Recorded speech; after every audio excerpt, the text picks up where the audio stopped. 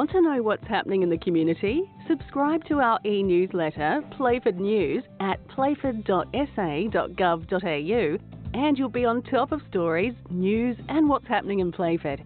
It's local news for local people.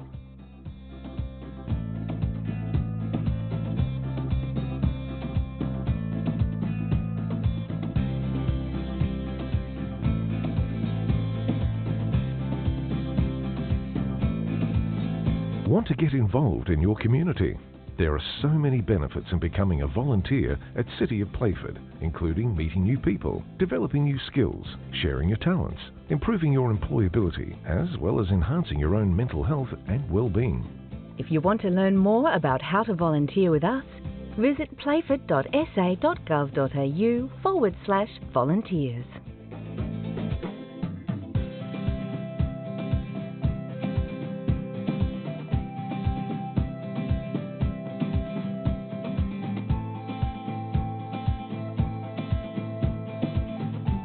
Feedback about our city's future from our community is really important. It helps us prioritise your needs when planning services, projects and other initiatives. A convenient way to have your say and stay in the loop on any upcoming consultations is by registering your details on our Engagement Hub website at playford.engagementhub.com.au. We look forward to hearing from you.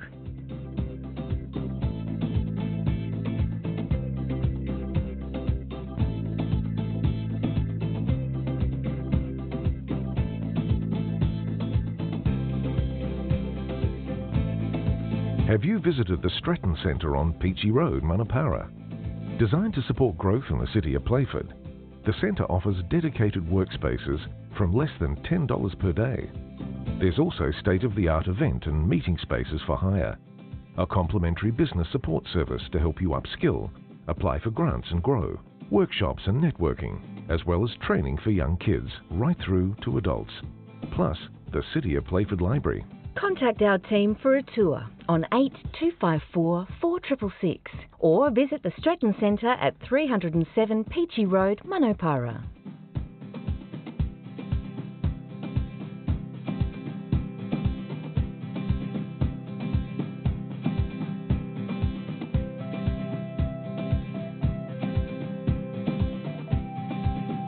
Support your local theatre and arts industry and enjoy a show at the Shedley. Playford's iconic Shedley Theatre is bringing a great selection of local and national performances to Elizabeth. For more information on their upcoming shows, visit theshedley.com.au or call 8256 0500.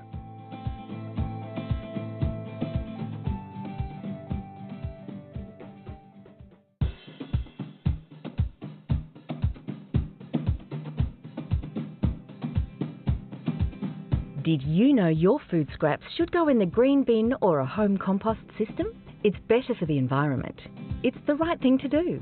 And it's easy. Fight food waste by putting all your food scraps, peels and leftovers in the green bin. To find out more, visit playford.sa.gov.au/fightfoodwaste.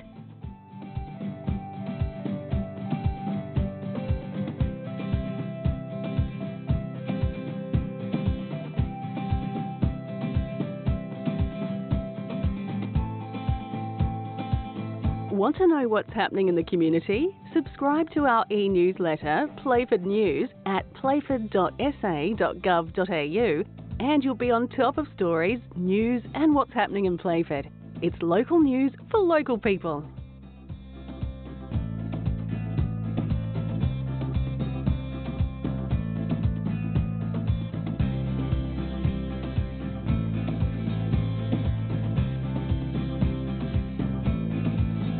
Want to get involved in your community?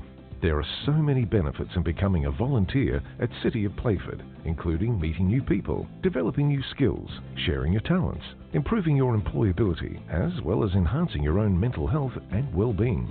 If you want to learn more about how to volunteer with us, visit playford.sa.gov.au/volunteers.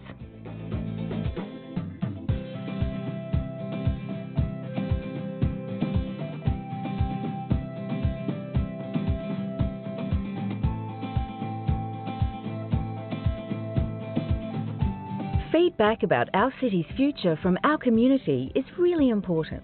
It helps us prioritise your needs when planning services, projects and other initiatives.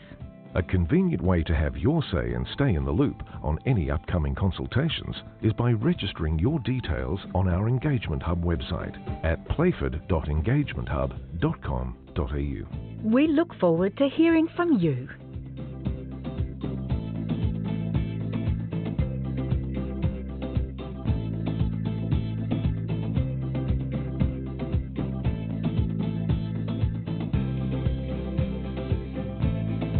Have you visited the Stratton Centre on Peachy Road, Manapara?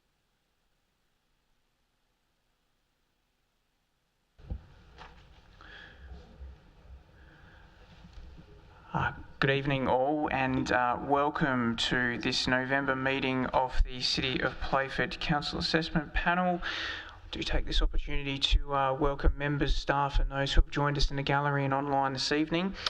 I will shortly get to some introductions, but I'll just start by reading our acknowledgement of country.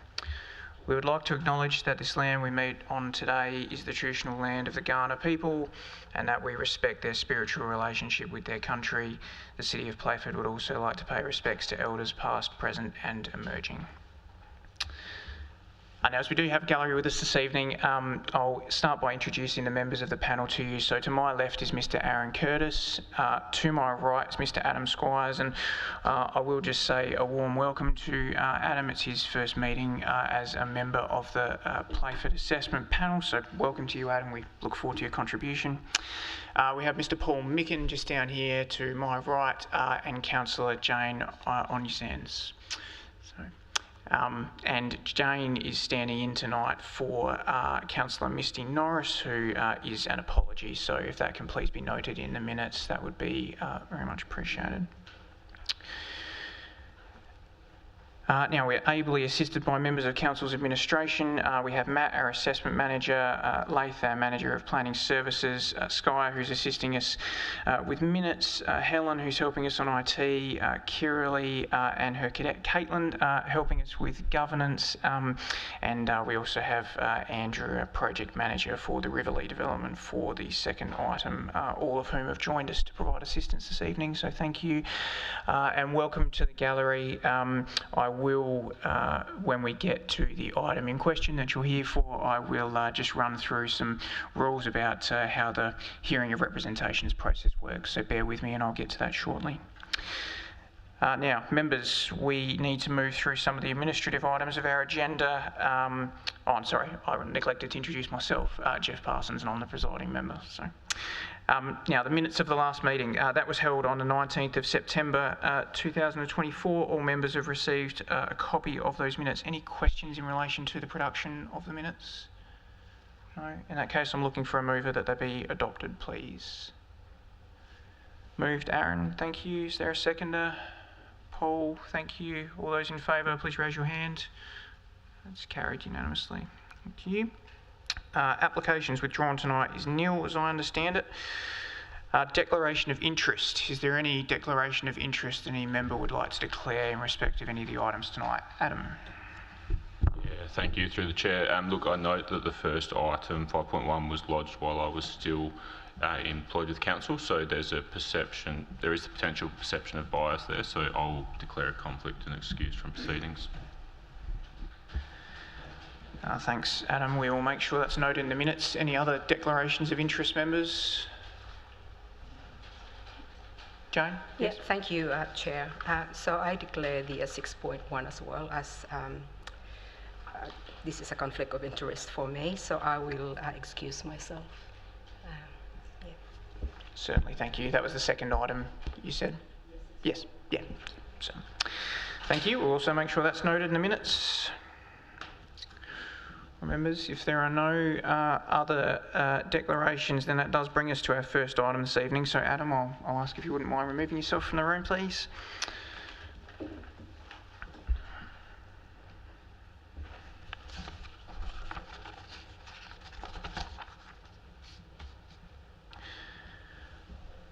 So this is an item for a telecommunications facility comprising a 25-metre high monopole, antennas, equipment shelter, fencing and retaining walls. The applicant is Amplitel. It is located at Lot 3, Williams Road in Hillbank in the Hills neighbourhood zone, was performance assessed and given public notification. We did have a number of representations received, which is why many of you have joined us this evening. The recommendation is to grant planning consent. Now, Leif, you are the assessing officer for the application. Is there anything you'd like to take us through as an introduction to the item, please? Thank you, Chair. As you've noted there, I've recommended granting planning consent for this application. I do note, this was a finely balanced application with some of the key aspects relating to the proliferation and location of such monopole in this location, as well as the amenity impacts and visual impacts in the locality and to the residents in there. So it's definitely taken into very high consideration. I think there's, in terms of this location, the uniqueness of the topography does assist in some of that visual impact, given the topography of along Williams Road, going from sort of quite low, by the time you get to the top of Williams Road, it's to the height where the monopole was, which I think does add some, I guess, allowances for, takes away from some of the onerousness of the visual impact, notwithstanding there still will be one.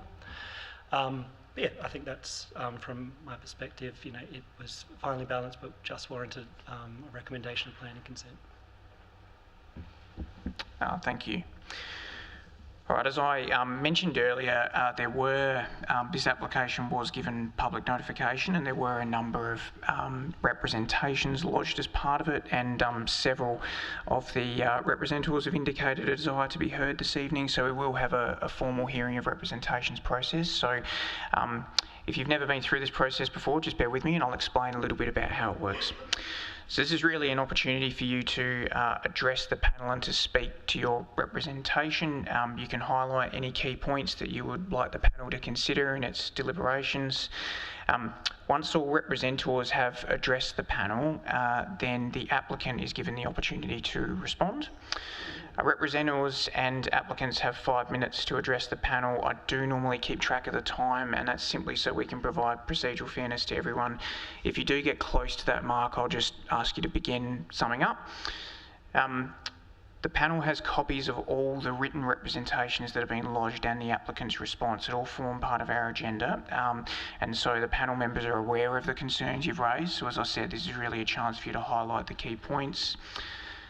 The panel may have questions of you, so when it's your turn to speak, I'll invite you to come up to the podium we've just got here. There's a microphone, so we can hear you clearly, and everyone online who might be watching can hear you.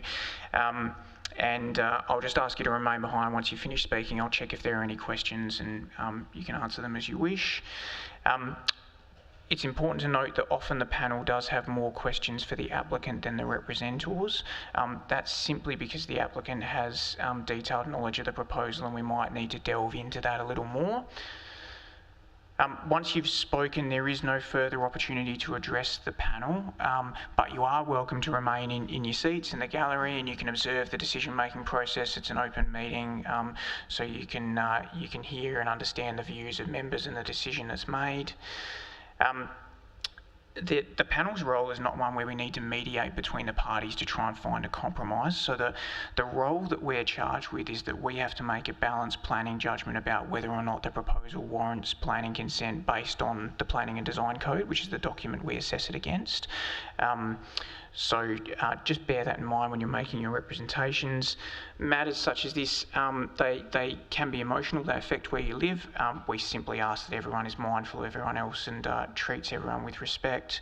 And there's one point that I will often make with telecommunications facilities, because with respect to these types of developments, often a lot of the comments that the panels receive are around the impact on property values and around health concerns from electromagnetic radiation.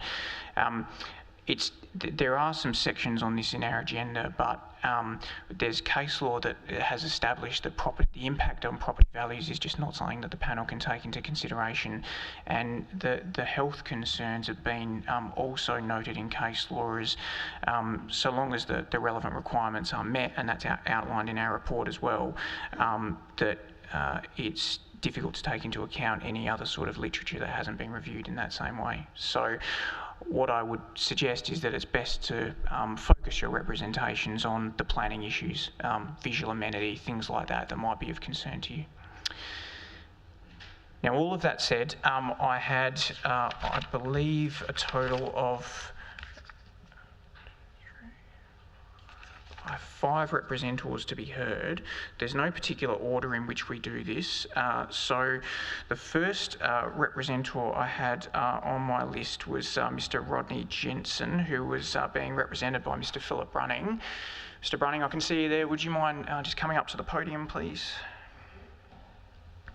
Oh, well, that's okay. Yes, yeah.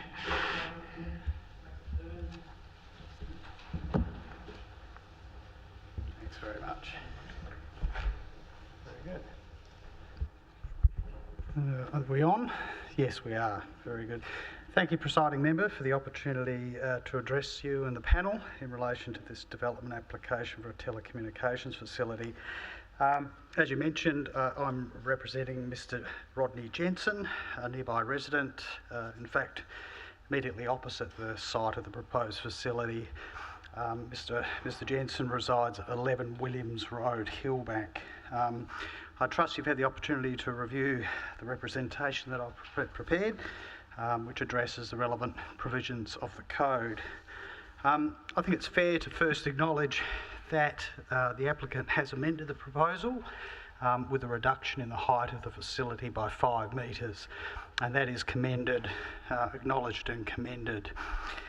Nonetheless, my client has instructed me to maintain his objection to the proposal. He continues to believe there is a preferred or a better site that could assist in minimising the visual impact of this facility.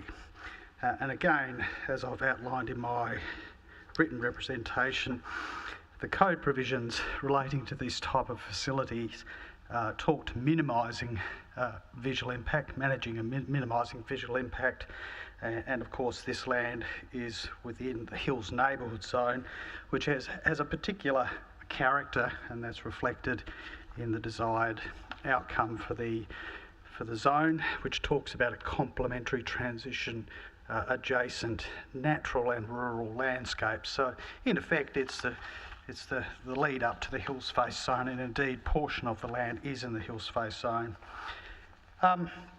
You mentioned health impacts just a moment ago. Nonetheless, my client, and I expect others, will continue to have some concern regarding the potential for impact on health over time. And to that end, I can only encourage that the panel, I guess, adopts a precautionary approach in the consideration of this matter, particularly with respect to its proximity. Once again, I acknowledge the recommendation before you, which is for consent subject to reserved matter and conditions. With respect to the reserved matter, which calls for the provision of a detailed landscaping plan, I can only commend the assessing officer for the inclusion of that element, and would encourage you to find in that manner. Landscaping will go some way to ameliorating the visual impact. Nonetheless, I guess the facility will be readily visible, if not prominent, when viewed from these residential properties immediately adjacent. Further, condition 2, I think it was item 3 of the dot points. Can I ask that the panel if the panel's of the mind to approve this development, that the security fencing for the compound area, which is nominated or required to be chain mesh, that actually be specified to be black powder coated chain mesh. That again will just take the edge off of that element and reduce its visual impact. So in conclusion, whilst my client maintains his objection to the proposal, it is fair to acknowledge that it has been reduced in height by 5 metres, which is not inconsiderable, from 30 to 25 metres. But again, it needs to be considered in the context of this particular locality and the zone provisions, which are somewhat different than a standard residential area, being at the transition to the hills face zone. Thank you. Thank you. Questions, members? Yeah, Aaron. Yeah, thank you through the chair, and thank you for your presentation, Phil.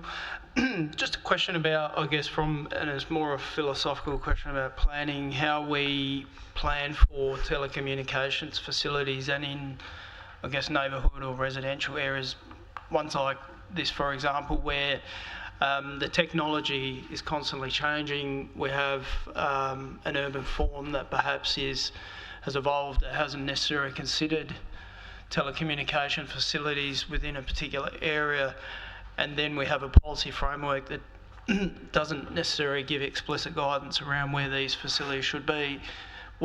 How do we go about that in terms of grappling with those potential conflicts and that balancing act?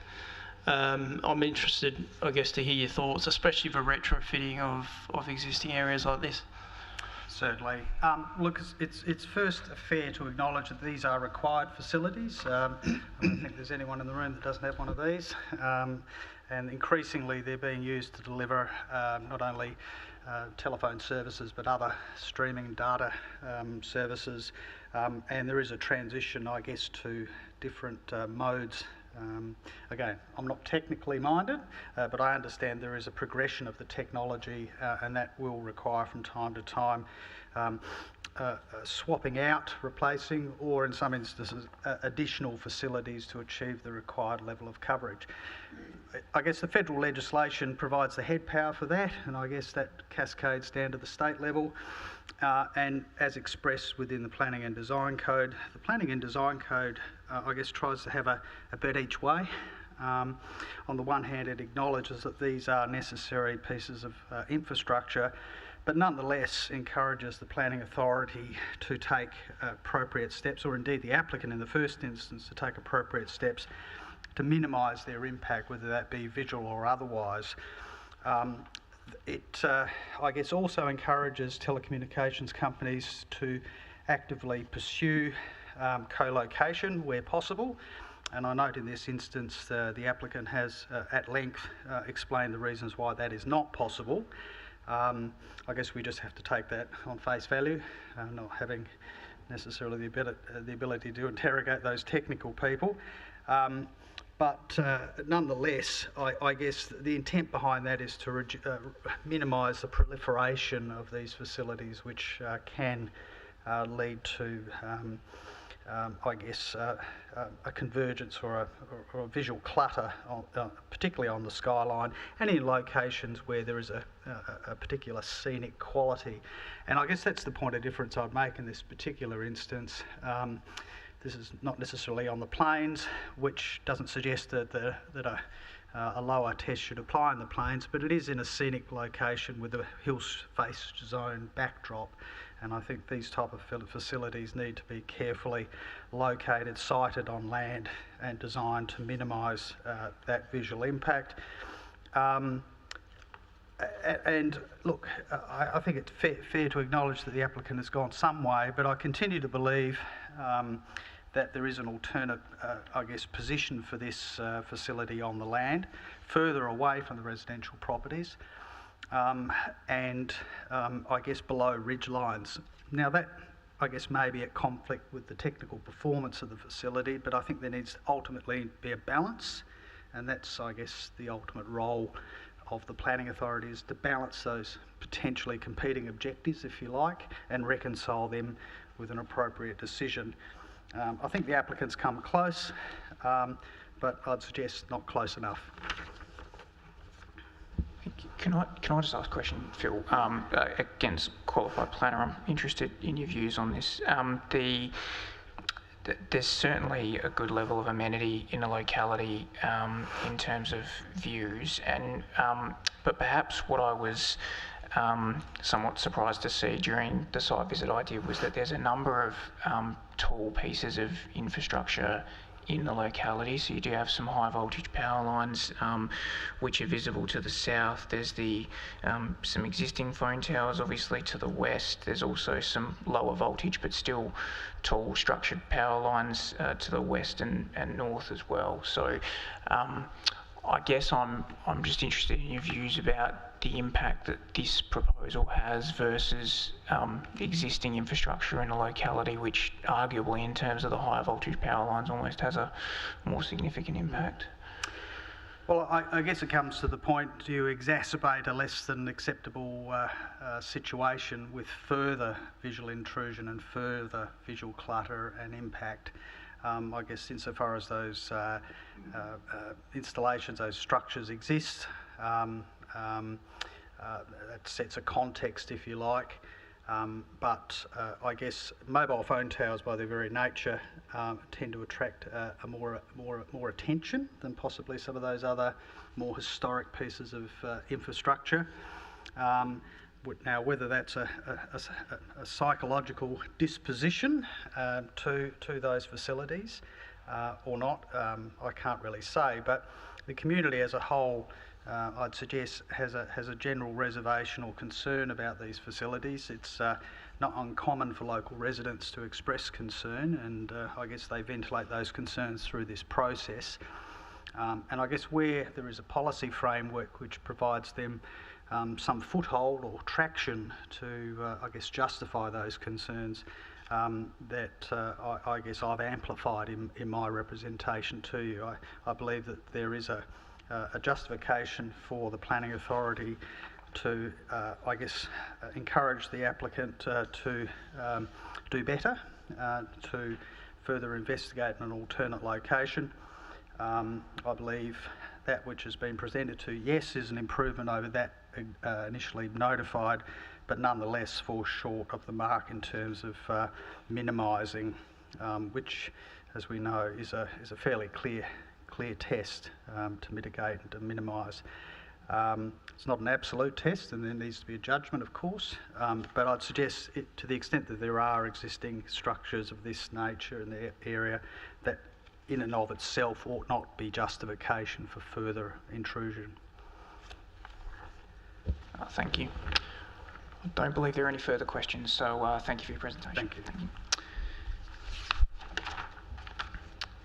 Now, the next representative I had on my list, Nikola Novakovic. I hope I've pronounced that correctly. Sure, come forward.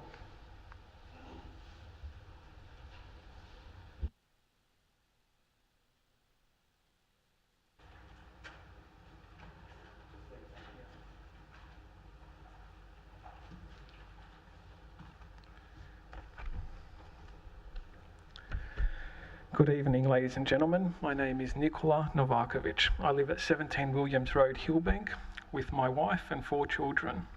We've been in our home since 2009. The proposed cell tower would be around 60 metres away from my house. This will negatively impact my family, and the costs of having a cell tower across the road greatly outweigh the benefits. The proposed land has little vegetation with many dead trees. Firstly, according to research, cell towers can harm people's health. As a cancer survivor, I have become more conscious about my health and my family's health.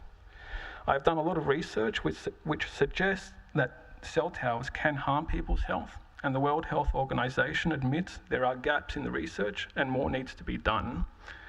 Therefore, in the interest of public health and safety, policymakers must mitigate any potential negative effects.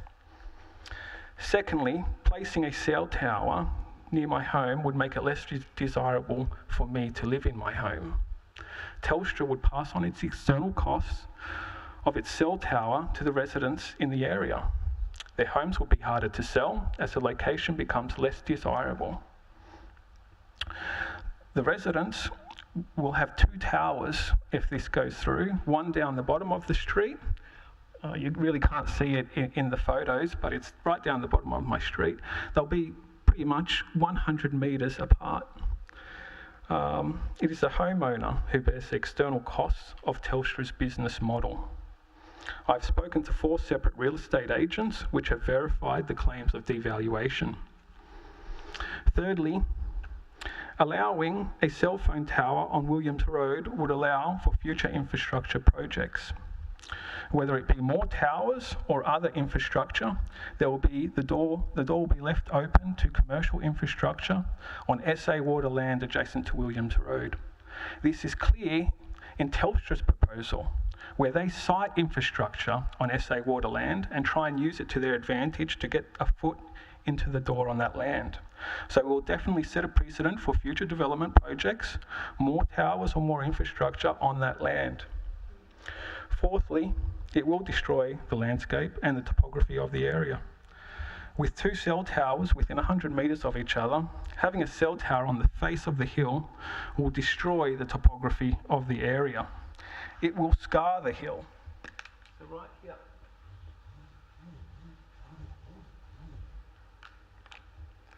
That's pretty much where that tower is going to be. It's going to scar the hill. It will be in full view when walking up the beautiful hill, and it will be in full view of our homes along the face of the hill. The topography will be ruined as it is a tower, and it will stick out like a sore thumb. Playford alive. It will be alive with a sea of towers and devalued homes, unhappy and suffering people. A once vibrant community can be crushed. A hill will be scarred forever, and a door will be opened for more devaluing infrastructure. Grandview Drive, which is just up the corner, will no longer have a grand view on its entry. There'll be nothing grand about Grandview Drive. Fifthly, I propose a better idea, an idea where all parties can be happy, an idea to preserve the future landscape of the area, whilst also including an idea for residential-friendly infrastructure. We want a happy, healthy and prosperous city, a city where people find peace within their homes, within their communities. Optus can demolish their tower on Bungarra and build a new co-location monopole, which is slightly taller to accommodate Telstra's equipment. Infrastructure should complement our existence, our communities, because infrastructure is long-term, it outlives people, and future generations shouldn't be negatively impacted by out-of-place infrastructure.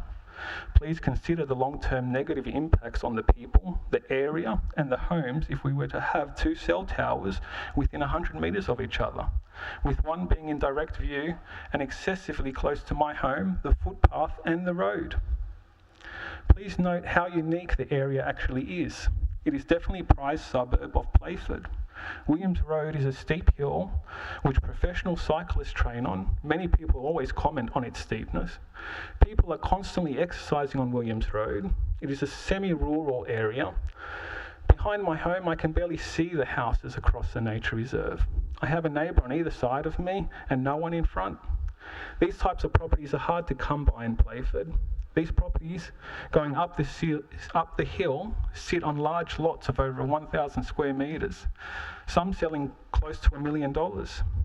We can begin to appreciate why Adelaide has become the 11th most livable city in the world. Let's not ruin it by destroying residential areas.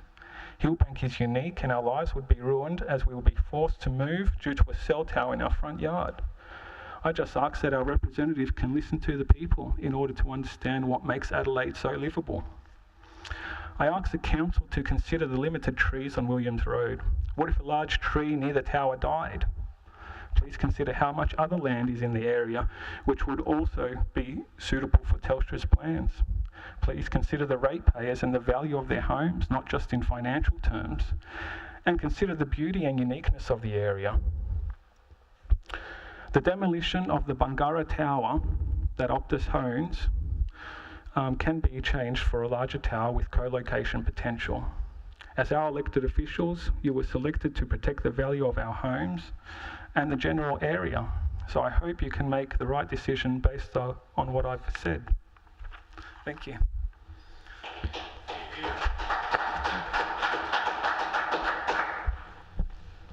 Thank you for your presentation. Are there any questions, members? No questions. In that case, thank you very much. You made your points well. Thank you. Appreciate it. Thank you, mate.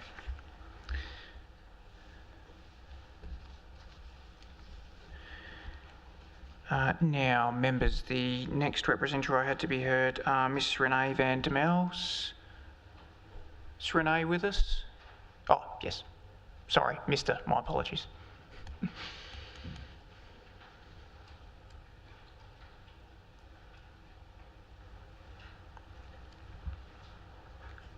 this on? Okay. Yeah. So, start there. Okay. Yeah, firstly to the members of the panel, thank you for giving me the opportunity to speak on this important matter. The reasons I oppose the application for the tower, it's associated with a 10I equipment compound, secure fencing and access gate to be constructed and erected at Lot 103 Williams Road, and all of the following have been outlined in detail in my representation, including signatures of 15 of my closest neighbours on Williams Road, who live both below and above the proposed site for the tower, none of whom think it's a good idea, and in fact everyone is absolutely steadfast and united in their opposition to it being approved. The reasons I put forward in my representation were the location is too close to existing homes, visual impact, the health risk, impact on property values, and a target for graffiti. I also made suggestions as to where it might be alternatively located, e.g. away from the street view on Williams Road and more discreetly located near Grandview Reserve, or alongside the existing tower, or in place of the tower on Reserve on Bungarra Street, or further up Williams Road away from people's homes. In addition, I'd like for you to further consider the impact on local wildlife, e.g. our resident family of magpies, visiting kangaroos, kookaburras, and koalas. And this particular family of magpies has been in the area for as long as I can remember, and I've been living there for over 35 years. The response from the applicant has been very underwhelming and predictably dismissive of ratepayer concerns. Reducing the proposed height of the tower by 5 metres, this will do little to reduce the impact on the visual pollution of an extremely large tower across the street from our homes. The view from my backyard, regardless of the height, would be that of a tower sitting on top of my house. For other homes on Williams Road, Prasad Court and Grandview Drive, it will still be an ugly sight to drive by and to view from their homes. Using a slimline monopole and minimal antennae does not satisfy or reduce any visual impact. In fact, as stated in their initial proposal and in their response, they want to co-locate other phone company antenna on this pole as well. So it's been mentioned by Nick about the site on Bungarra Street. There's Vodafone and Optus there. I'm sure they'll be asking them to come up and join them. So we'll have this ugly pole with 3 antennae or sets of antennae on it. So on top of this, quite literally, this proposed tower will be more than likely need to have a bright red light to meet requirements from an aviation perspective, just as other towers have had to comply with whilst being in areas under or near flight paths of both civil and military aviation. Planting shrubs or trees and promising to water them for a short period of time may sound like a responsible thing to do, but if you've seen this location, you will notice that it's not an area very conducive to growing much at all, given that the very few sparse trees in the area and are either dead or look half dead and are practically all infested with termites. Regardless of what they do or try to do with their equipment compound, it will be very visible and it will be a magnet for graffiti and unwanted visitors to the area. We don't want our street to look like a ghetto. Referencing court judgments from 12 and 20 years ago to allay fears of the health risk posed by living in close proximity to the phone towers does not instill any confidence in the relevance of such judgments in our current timeline. All overseas long-term studies indicate a direct correlation to health impacts for people living in close proximity to phone towers for any length of time, e.g. 5, 10 or more years.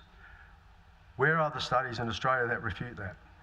And what are the impacts on our health in relation to towers housing multiple layers of 5G antennae?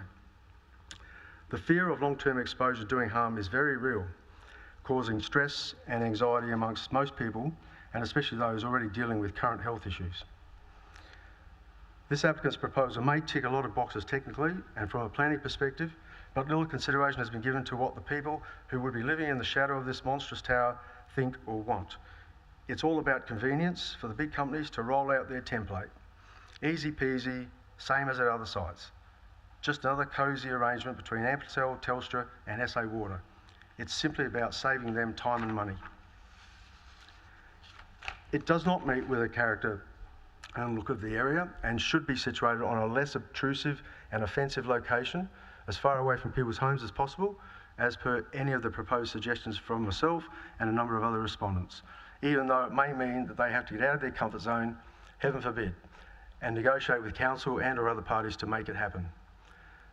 The impact on property values may not be of concern from a planning purposes viewpoint, but it is of the greatest concern to all of us who will be impacted by this planning decision. We believe our financial well-being may very well ride on this decision. How can you not take this into consideration when making this decision? Think for a moment how you would view this application if this tower were proposed to be erected across the street from your home.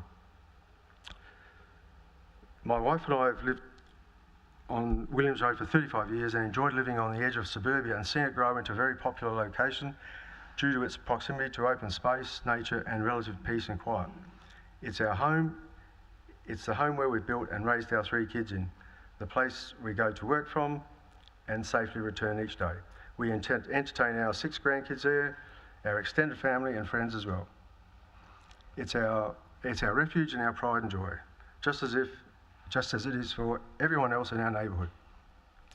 My wife and I, and no doubt most, if not all of our neighbours, feel sick in the gut at the thought of this tower being installed on the edge of our road, only a few short metres away.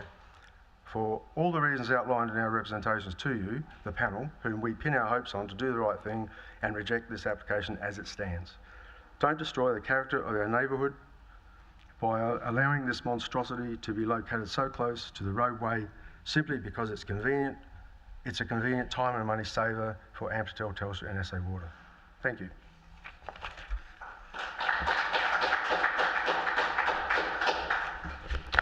Thank you for your presentation. I'll just ask, are there any questions, members? No? In that case, thank you. You made your points well. Thank you. Now, Miss Jane Strange.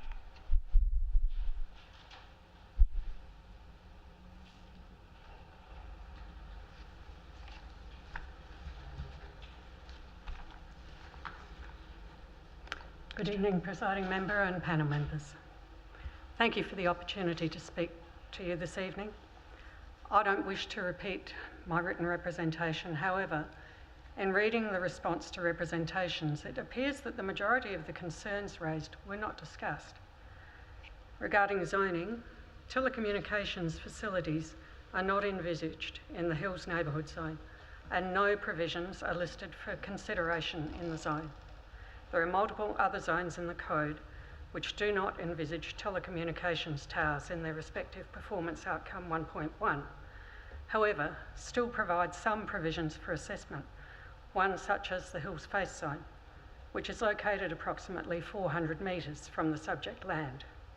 This suggests that, while telecommunications facilities are not envisaged in many zones, they are still anticipated as potentially being appropriate. This is not the case for the Hills neighbourhood zone. The lack of provisions to assist with assessment implies that telecommunications facilities are not firmly an appropriate form of development in the zone. I note that the applicant has not discussed this concern in their response to representations in attachment 9. Regarding co-location and alternate sites, despite this, I do understand that telecommunication facilities are a necessary service to assist the community. However, the investigation which has been done to relocate or co-locate the facility seems to have been minimal.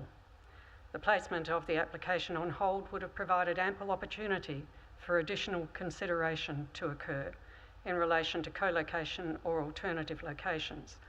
However, the proposed site has not been altered and no further detail has been supplied in relation to reasoning behind alternate locations being inappropriate. The applicant's response that the location on site is Telstra's preferred location and the only location on the land SA Water as landowner will permit does not imply that any investigation outside of the subject land was undertaken at all. The initial planning report to Council identified Council reserves as being inappropriate, as it would require consultation with Council and changes the reserves community management plan. This hardly seems like a difficult task, with multiple similar facilities located within Council reserves throughout the state. Regarding screening and visual impact, with respect to the screening of the proposal, the relatively sparse landscaping on the site is not sufficient to screen the facility from the large number of residential properties which are oriented towards the site, nor does it provide any screening from Williams Road. I would argue also that PO 6.3 of the Infrastructure and Renewable Energy module has not been satisfied. I thank you very much for your time tonight.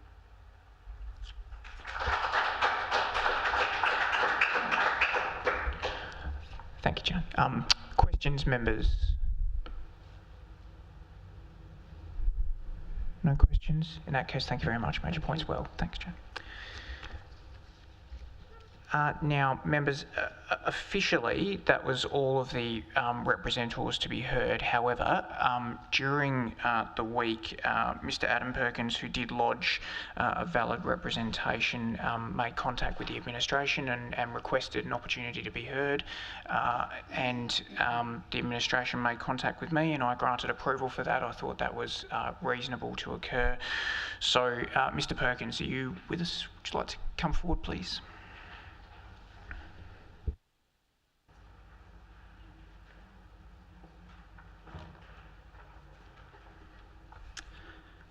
All right. Thank you very much for allowing me this opportunity to talk today. I've got a bit of a sore throat, so I apologise for that. So hopefully everyone can hear me okay. As I said, my name's Adam Perkins. I live on Williams Road at Hillbank. I've been a long-term Playford resident, but only just recently moved to Hillbank about a year ago. As soon as my partner and I viewed the property that we purchased at an open inspection, we fell in love with the position and the views across the northern plains of Adelaide, in the same way as I imagine a lot of other people did. And in the same way as us, all those residents would have paid a premium for their property to have those wonderful views. However, this application to install an extremely intrusive phone tower right in the middle of this Hillbank community came as a massive slap in the face. As soon as I read the information provided, it was obvious how severely this tower was going to impact the visual amenity and the house values of the entire neighbourhood. Once I got over the shock of receiving that news, I thought, who in their right mind could possibly think this was a reasonable idea to insert a 30-metre high at that stage, ugly, obtrusive tower right in the middle of this community that was planned and built around the views and vistas that come with a Hills Face property. Just to press the point, this tower will be smack bang in the middle of this Hillbank community. That is, we will all effectively be in a ring of houses surrounding and forever gazing upon this phone tower. The negative impact of the phone tower in this location on the visual amenity of the neighbourhood will be maximised. I can without doubt call this the worst spot ever for this tower, short of it being placed in someone's front yard. I know that any reasonable person would think this proposal is ludicrous and essentially shows no consideration whatsoever for the residents. The recent change by the applicant to reduce the height from 30 to 25 metres makes virtually no material difference to the impact of the tower. You only need to look at the land survey model that's been provided by the applicant to see how tall and insensitive to the neighbourhood character it is. However, this impact is seriously played down in both the applicant's documentation and the council assessment. The properties in this area are typically larger blocks that take full advantage of the hill they are built on. With this tower, it will not be like we were looking at a dot in the distance or a tower camouflaged behind a suburban background. This tower is within close proximity of most properties and for the most part will extend well above the natural skyline. For my property personally, the tower will be front and centre from our front yard through our living areas and into our backyard entertainment areas. We will see that every day from every point in the house. and others will have it worse. Then the local vegetation, I think probably we've mentioned enough of that. It's just, pointless. That's not going to create any great hiding of the tower. I'm also concerned that the applicant doesn't seem to have completed an appropriate level of due diligence in terms of considering all possible options for the solution and location of the tower. I'm not convinced that the options for the use of the existing Bungarra Road site have been fully considered, noting it is on the high side of Main North Road and is naturally at least 15 metres more or more above the surrounding plains. This is a sizable reserve that seems to be largely unused, and if utilised would at least allow us to align with one of the expectations of the planning code. Other than the Bungarra options, there would seem to be many other potential site opportunities that are available in the area if we really wanted to try and find them. It just means that there needs to be a bit of work in terms of identifying those and working out how to produce a win-win situation for both parties. The applicant seems to be set on a big ticket solution, but assuming it is actually a local issue, which I believe was certainly stated in the documents they released recently, has the applicant given due consideration to using less intrusive solutions such as smaller cell options or other technologies that may be available? I would note these technologies have been written into the Adelaide Hills Council telecommunications policy. The extended Hillbank, also point out, the extended Hillbank Hills Face area provides views that are not, that are the equivalent of and as important as those in Adelaide's eastern suburbs. I cannot imagine the eastern suburb residents or their councils approving towers that would impact similar residential views over the plains. This is not done in Burnside. This won't be done in Glen Osmond, Skye or Ross Trevor. There seems to be a very clear demarcation in the eastern suburbs of the plains and the Hills Face. And the large phone towers are all on the plains area. I would also note from a bit of snooping around on the net that the eastern suburbs seem to employ a lot of shorter 10-metre towers. There was a solution to this situation that minimises the impact on the residents and provides a workable solution. It's just a case of the people responsible trying to find it. The bottom line is that the application provides no ability to minimise the impacts on the visual amenity and almost comprehensively dismisses any rights of the residents. All criteria have been heavily weighted against the aims of the residents. Furthermore, it doesn't take much imagination to work out this could set a precedent for similar towers to be installed in the northern portion of Hillbank and beyond. This application will have ramifications and is too important from both a short and long-term perspective to approve as is.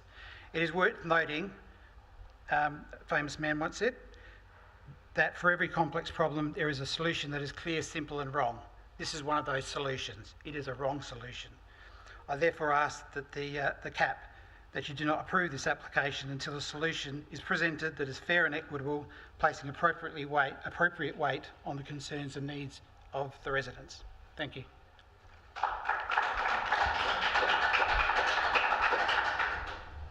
Thank you, Adam, for your presentation. Members, do you have any questions? No, in that case, thank you very much. Made your points well. Thank you. Now, that was all of the representatives that I had who indicated a desire to be heard. Obviously, other representations were put in and members have received a copy of those. So I'll invite the applicant to respond. Now, Mr. Mark Barty, understand you're responding on behalf of the applicant, so would you like to come forward, please? All right, thanks, presiding member. Yes, that's right. I'm representing Amplitel here, who are proposing the tower for use by Telstra. So my name is Mark Barty. I'm a planning consultant that's assisted Amplitel with this application. The panel has obviously already read the response to representations, has seen the change to the plans that have been made, and there's been a number of things said here this evening that perhaps it would be worth going over some of that stuff, because it seems as if not everybody's aware of what's occurred. just by way of, I suppose, introduction, throughout the assessment process, council staff have asked many questions, but there's been several rounds of requests for further information during the process.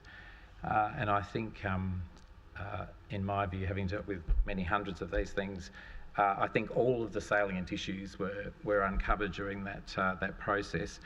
One of the things that occurred after the public notification, quite rightly, was to go back to SA Water, who own that very large property that extends to the south, and where else on the land it might be able to go that might increase the separation to residents. One of the difficulties with SA Water properties is they're full of infrastructure. They've got tanks, they've got underground pipes everywhere. SA Water, for security reasons, don't particularly want third parties moving around their properties unnecessarily, and you would note on the plans that the way that the compound is accessed is via a gate and a secure access way to the compound. There's actually no crossing of the SA Water compound itself. So that question was asked of SA Water. Telstra even nominated a couple of other locations further to the southwest, but SA Water's response was that because of infrastructure and access reasons, that this was the only location that they were willing to consider.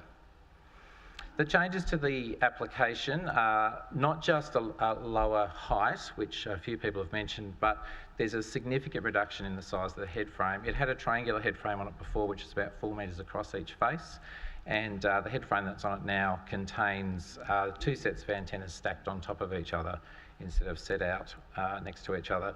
So that has significantly reduced the profile of the top of the tower, as well as it being a bit lower. One of the key aspects, of course, when considering any site, is that it needs to work. It needs to be able to achieve the objectives that it's setting out to achieve.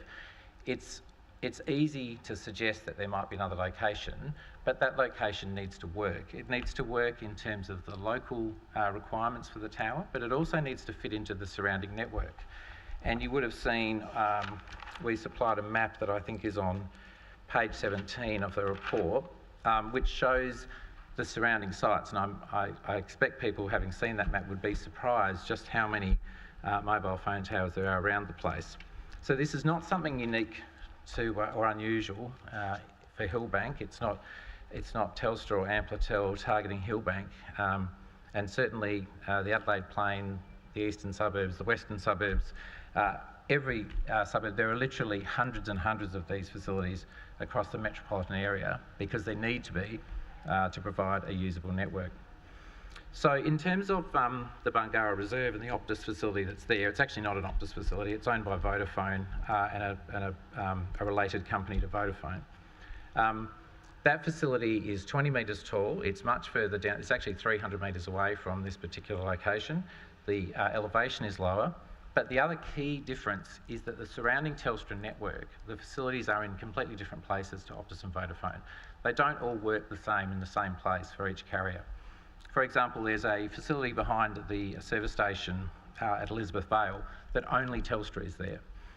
There's several facilities close by Elizabeth City Centre where only Telstra is there. And that impacts where Telstra can place its facilities to meet the requirements that it has. They're not the same as Optus and Vodafone. And in this particular instance, while there's been suggestions that the pole could be located on a Bungarra, or it could be replaced or demolished, or etc., it's still Telstra maintains the position that it's still not a suitable location for its network. There are other difficulties associated with the reserve, which we've been open about, but the fundamental issue is the facility needs to do the job that it's there for, and at Bungarra Reserve, it won't be able to do that. If I can just quickly go over some of the issues that were raised. As was already said at the outset, health issues and property devaluation are probably two of the most common issues that arise during public notification processes, and it's completely understandable, and obviously those beliefs are genuinely held. However, that doesn't change the fact that neither of those things can be taken into account in a planning assessment. the health issues, and not just the health issues, but the perception of health issues, has also been dealt with extensively by the courts. And although some of those judgments are, a couple of decades old or a decade old, the reason they keep getting referred to is they were the judgments that everybody has said, right, that issue has been dealt with, and this is the way that we need to proceed. So it's not, the issue hasn't had to be re-prosecuted because there's already a decision on it. The Hills Space Zone is in fact the only zone in South Australia where a telecommunications facility is prohibited development. While it might be the case that there are probably places in the Hills Space Zone right across Adelaide where it might be less intrusive to put one, for whatever reason the state decided that they would be prohibited development in the Hills Space Zone. And only a limited amount of policy intent can be read into the fact that telecommunications are not listed specifically as envisaged uses in zones. That's in most of the zones in South Australia, and there's very limited, I think, policy intent there, because at the end of the day, all zones require essential infrastructure. It was mentioned before about electricity pylons and how they impact on the landscape. Just as suburban areas need electricity, just as they need all other essential services, they also need access to telecommunications, which has been recognised time and time again as essential infrastructure.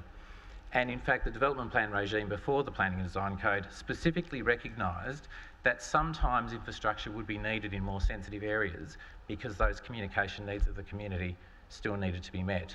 And I think the Planning and Design Code carries that through.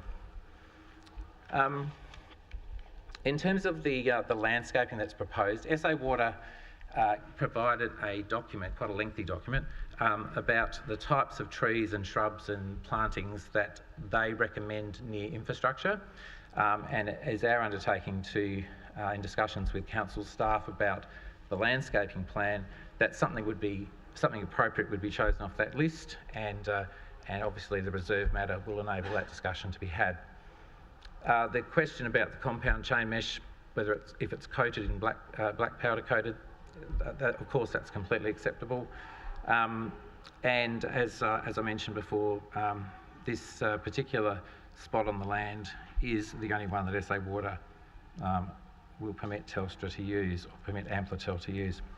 Sorry, Mark, that's the same time I gave the representatives, so could I just ask you to just work towards summing up, please? Yeah, sure. As I've mentioned in the response to representations, the ARPANZA standard, which was reviewed and reaffirmed in 2021, adequately protects the public 24 hours a day, 7 days a week. It's not a time thing. It doesn't matter how long you're there. And Council's been provided with an EME report which confirms that that compliance. I think all of the other issues that were raised were addressed in the response to representations, but I'm happy to take any questions if there's anything specific that you'd like me to address. Thanks. No, thank you, Mark. Appreciate it. Questions, members? Yes, Paul. Hello, Mark. Hi, Paul. I understand that the trend is for these days, rather than telecommunication companies owning their own towers, is to have independent towers erected with then the carriers approach the owner of that tower. Is this a different situation than that? No, it's exactly that. So Amplitel, which is partly owned by Telstra, but Amplitel owns all of the towers and that sort of physical infrastructure that Telstra used to own.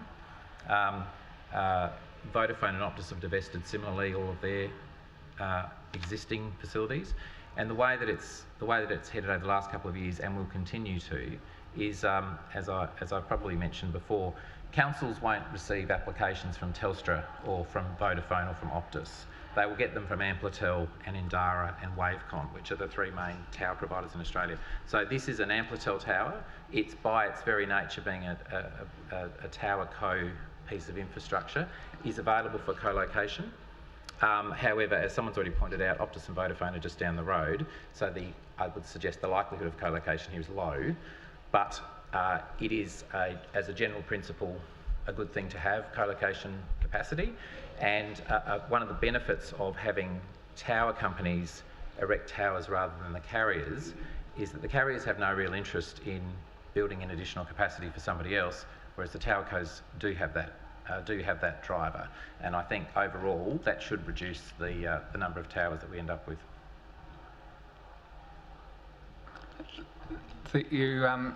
Thank you for that. You mentioned that the antennas have been reduced in size. Notwithstanding that, if technology changes or, for example, the next generation, I guess it would be called 6G, would antennas be larger in that case? Or if they do need to be replaced by a larger panel, is further approval required, or are they exempt? Is that exempt activities?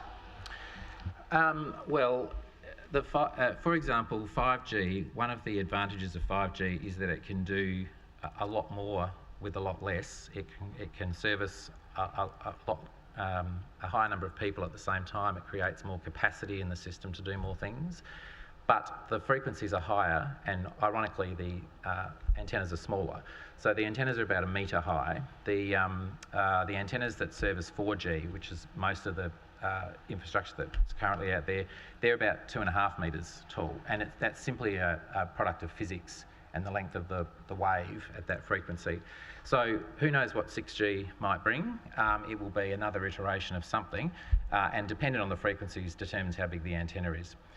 If antennas are additional antennas or new antennas, whatever they might be, or a co-located antenna on this particular structure, that would be a low impact activity, and that's not that doesn't require a planning approval, because the Commonwealth provides some powers and immunities to the carriers, and that occurs right across the country.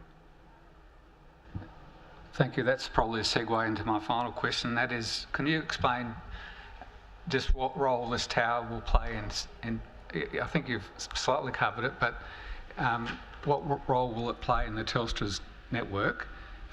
Is it purely to serve the subscribers or users in the immediate area, or does it play some other role?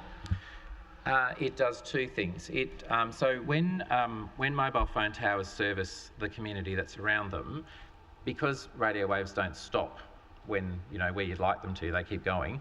And the Hills Face in particular is a challenge, because if you can imagine hundreds of mobile phone towers down on the plain, they can all see the Hills Face, and it creates a lot of interference because they all use the same frequencies over and over.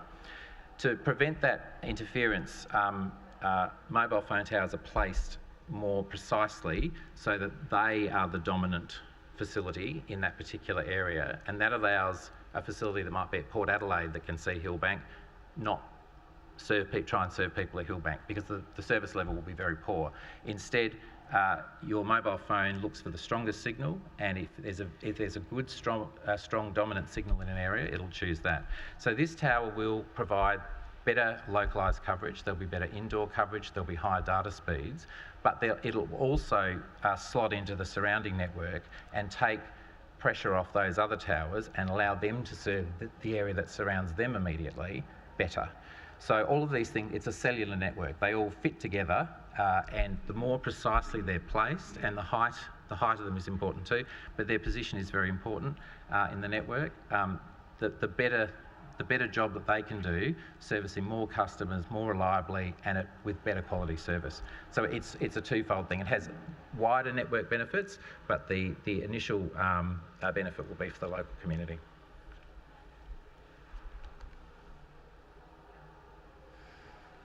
Yeah, thank you, Mark, for your presentation. I've got a few questions. One of the points that Phil Brunning made in his submission, which I didn't see that you responded to in your response to representation, was the removal of or the decommissioning of the existing Telstra 3G infrastructure.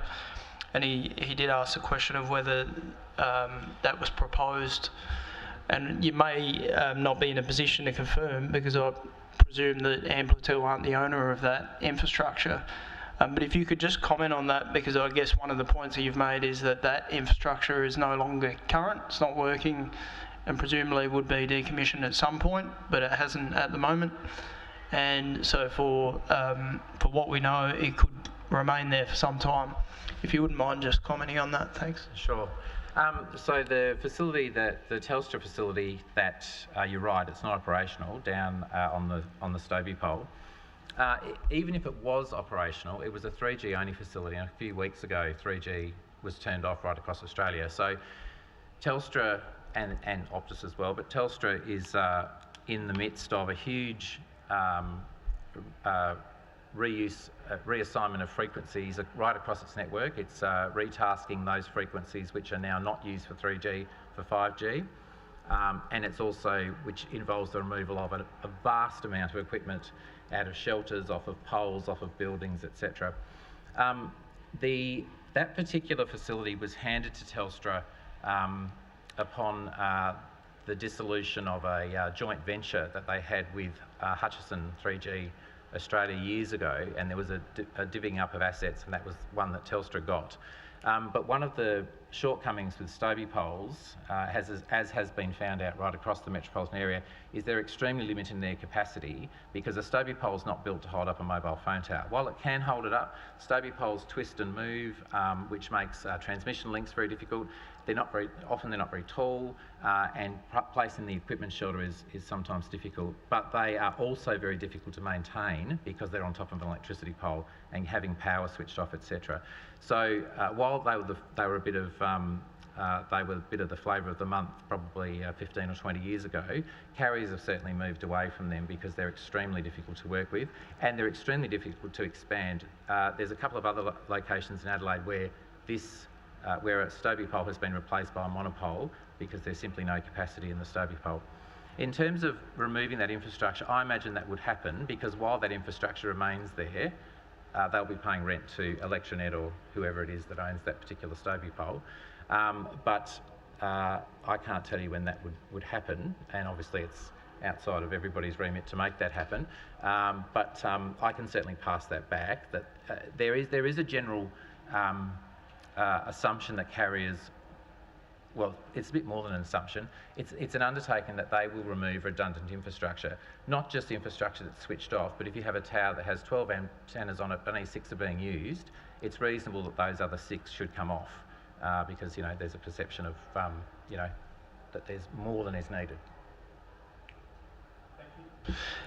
Just a further question, and I appreciate you've spoken about this at quite some length, but I guess I just want to be very clear about the points that you made earlier about the tower down at the Vodafone tower that you mentioned, that in your initial presentation or your submission with the application, you indicated that it wasn't a preferable option. But in your further response to the representations, you were quite clear that that wasn't an option. And it appeared that there was a clearer indication that wasn't under consideration in any context, and you mentioned that it just wouldn't meet Telstra's requirements.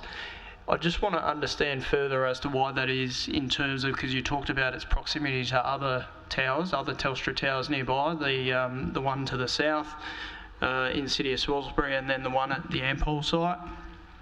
I appreciate the height as well as an issue, but can you just be very clear as to why is that the case? Is it a height issue, or is it more to do with it being too close to other Telstra towers?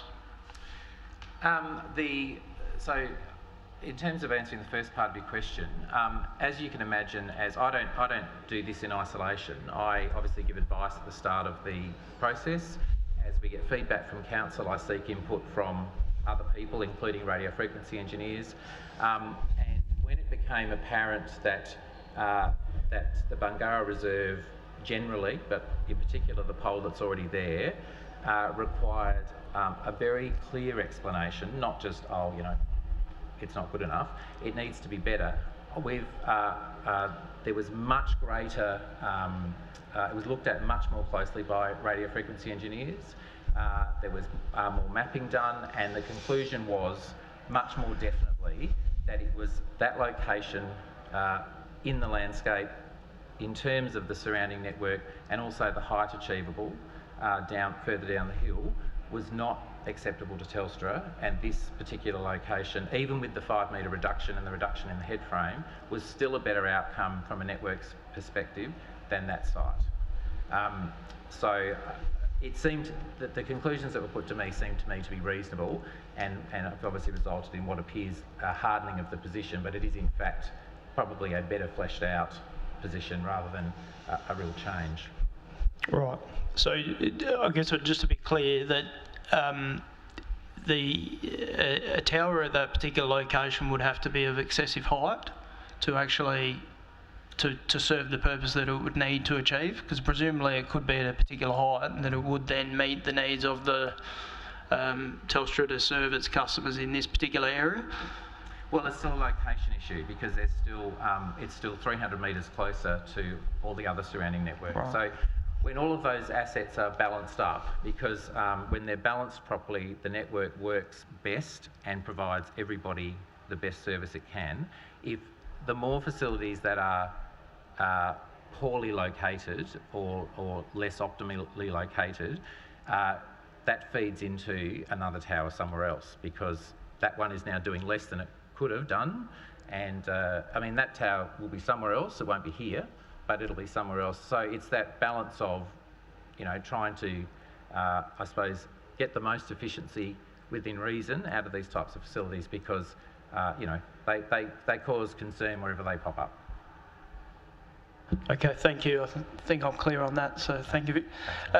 Look, a further question I have around the reduction in the height of the tower. There's obviously the application was presented at 30 metres. There was a reduction to 25 metres. Yeah. I just want to understand, I guess, the height of that of this tower now, and clearly you've done quite a bit of work with your radio frequency engineers to determine what is the appropriate height for the tower.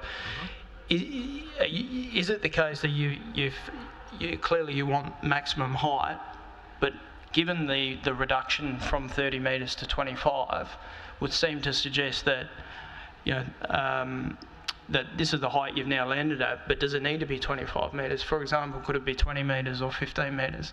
Can you speak about that further? Because I think that very much goes to the point around, in your submission, around minimising impact. And I guess, as you said, it needs to be commercially viable, it needs to be able to work, it needs to be able to function, but there's also the consideration of whether this proposal has minimised impact. And that does speak to the matter of not just siting and co-location, but also the height. I'm interested to hear your thoughts on that. Sure. As I mentioned before, one of the issues with mobile phone towers in a modern network is they reuse the same frequencies over and over again. And because they use the same frequencies, they interfere with each other, and that interference needs to be managed. And that's managed by not just the position of the towers and their height, but also the way in which the antennas are deployed. The antennas have, it's only very subtle if you look at it, but antennas have what's called electrical down tilt. So the antennas that are inside, the grey antenna that you see is in fact just packaging. The antennas, there's actually lots of little antennas in those panel antennas, and they can be directed up or down, usually down, to try and minimise the extent to which the signal travels. And they can also be in severe, where that's more severe, they can actually be mechanically tilted down. So there's a bracket that's bigger at the top and makes them point more to the ground. The reason for that is when it's all, if the world was flat, it would be much easier to control that. You could place these things and they would go a certain distance, and you could control the overlap much better. When elevation and those sorts of things come into it, and the hill space is particularly bad for this, you get a situation where simply by virtue of the fact that you're a bit higher and you can see more from the ground, creates an additional challenge in terms of managing that interference. So if this pole, for example, was only 10 metres high or 15 metres high, to try and achieve the coverage area, the antennas would need to point more or less straight out to the horizon so that they could see as far as they could see to service the area. The problem with that is they're also looking at everything on the plane, everything up and down the escarpment. As you get higher and higher, and there's sort of an optimum height, and I'm sure the panel would know that, you know, 25, 30 metres is a pretty usual height to see right across the metropolitan area. They get a bit taller in rural areas, but generally 25, 30 metres is the go. As they get to a certain height of around about 25 to 30 metres, that height allows that tilting of the antennas that I just spoke about to control the footprint and minimise that interference. And the impacts of interference are dropped calls, slow data, a lot of battery used on phones, all of those sorts of things that contribute to a poor customer experience, but they also reduce the capacity of the network to work properly. So there is a whole team of people at all of the carriers that spend every day optimising the network to make all of those things work as well as they possibly can from the sites that already exist. So very short sites like Stobie Poles, very low rooftop sites, those sites are very difficult to manage, and so there needs to be a height, there's a height at which that needs to be achieved to make these things work properly. And 25 to 30 metres is around about the optimal height. There's also a height associated with leaving enough room on the pole if somebody else wants to co-locate. As I mentioned before, I think the chances of co-location are probably pretty slim here, but there is an opportunity for that. But a 20 metre slot, which would be the next slot down, will be much less attractive than a 25 metre slot would be for the reasons that I've just explained. So the lower it gets, the less effective it gets, and it creates a whole range of other problems. So obviously, during this process, after the public notification, I've had lengthy discussions with Amplitel and Telstra about this, and the 25 metre height with the smaller head frame, which is a reduction in flexibility as well, can still achieve the outcomes. So we're pretty confident that that's the lowest height it can be. Yeah, thank you. And look, I think where I'm coming from is the fact that, yes, the height of the tower is important, but ultimately it's the elevation at which you're putting the tower that is also a key consideration, because ultimately that's the height that you're working to. So if you look at the AHD levels compared to the tower down at Vodafone, you're obviously much higher up.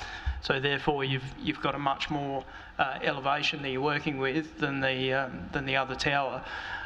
Which I think is a really important consideration. Look, the last question I had, and this was raised by one of the representatives, was around the considerations of referral.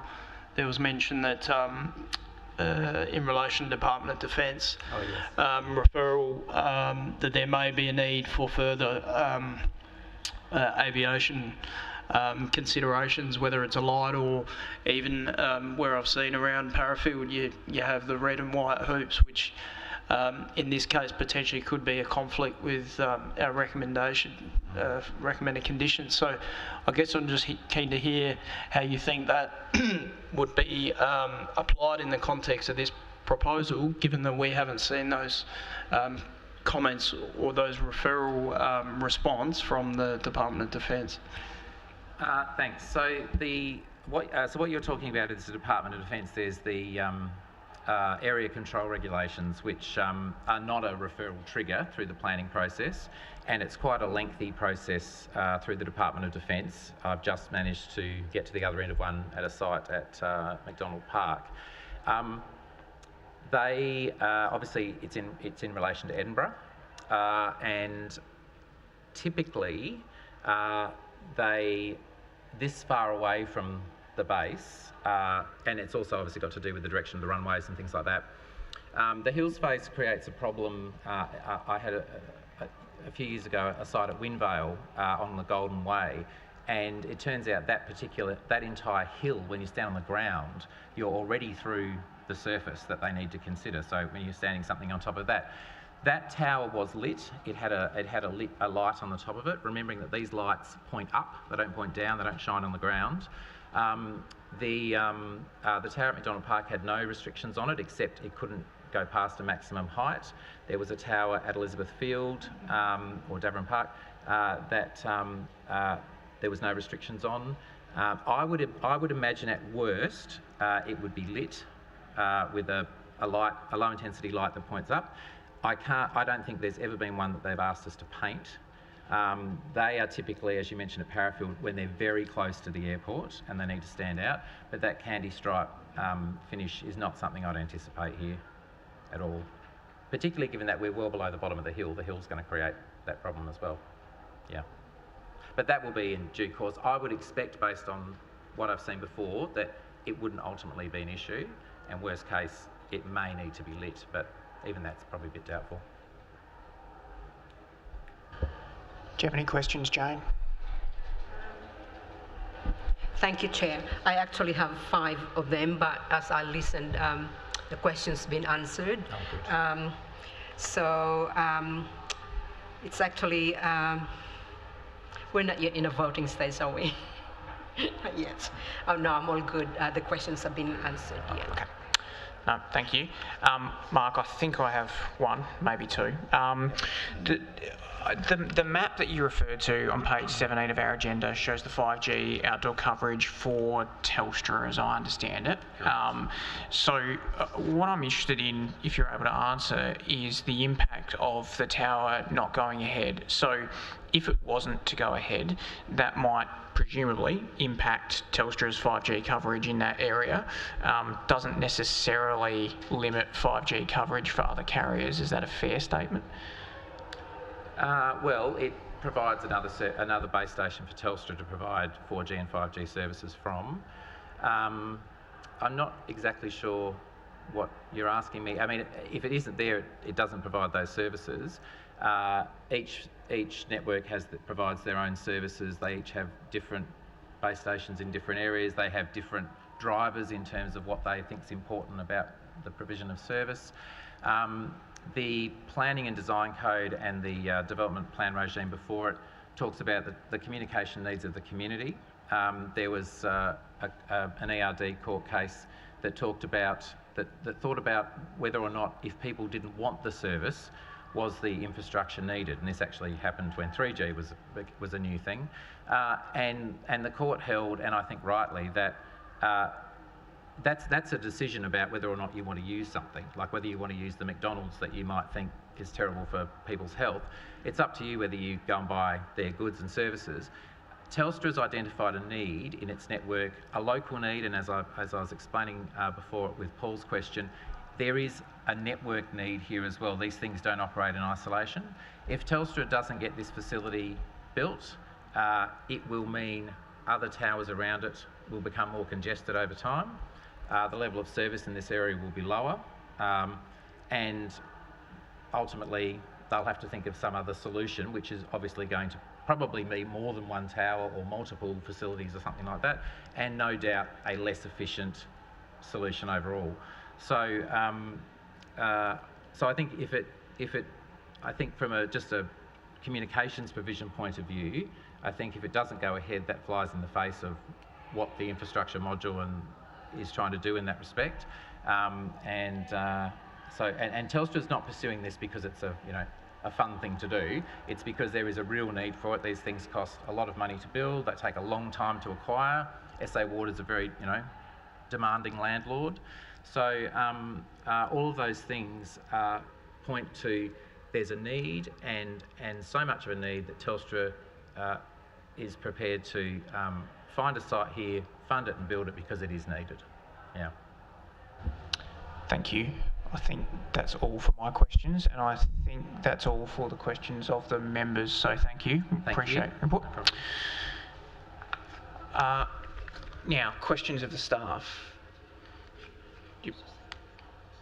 Yeah, I know. So we do know there's a fair bit of noise, unfortunately, given what's happening next door. I did ask before whether we could close the doors, but we can't, obviously, given it's a public meeting. So we will try and speak as loudly as we can, but you are welcome to come and sit along the side if that gets you closer to the actions, if you're having trouble hearing.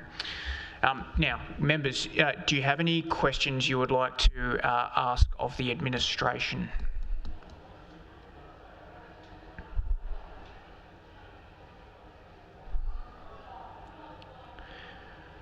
No questions of the staff?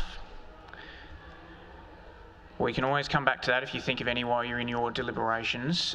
So I will therefore ask members for your views in respect of this matter. You obviously have a detailed report that's come before you from the administration. You have all of the information from the applicant, all of the representations, and you've heard from the representatives and the applicant this evening. And the recommendation is to grant planning approval subject to a number of conditions. What are your views in respect of this matter?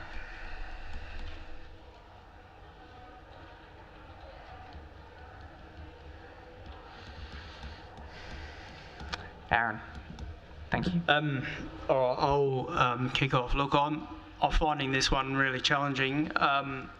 The crux of the matter, as far as I see, is related to the balancing of the I guess from a applicant's point of view, their submission that there is a justified need for this facility, that there is a need due to a service, a gap in the service levels in this particular area, which have been indicated in the map, and we've heard about some of the service level issues. Could be slow speeds, could be buffering, interference type issues, which are a clear issue in today's world of technology, but also equally with a policy framework that doesn't strongly support this type of infrastructure in this particular area, and clearly would be an intrusion into this particular locality.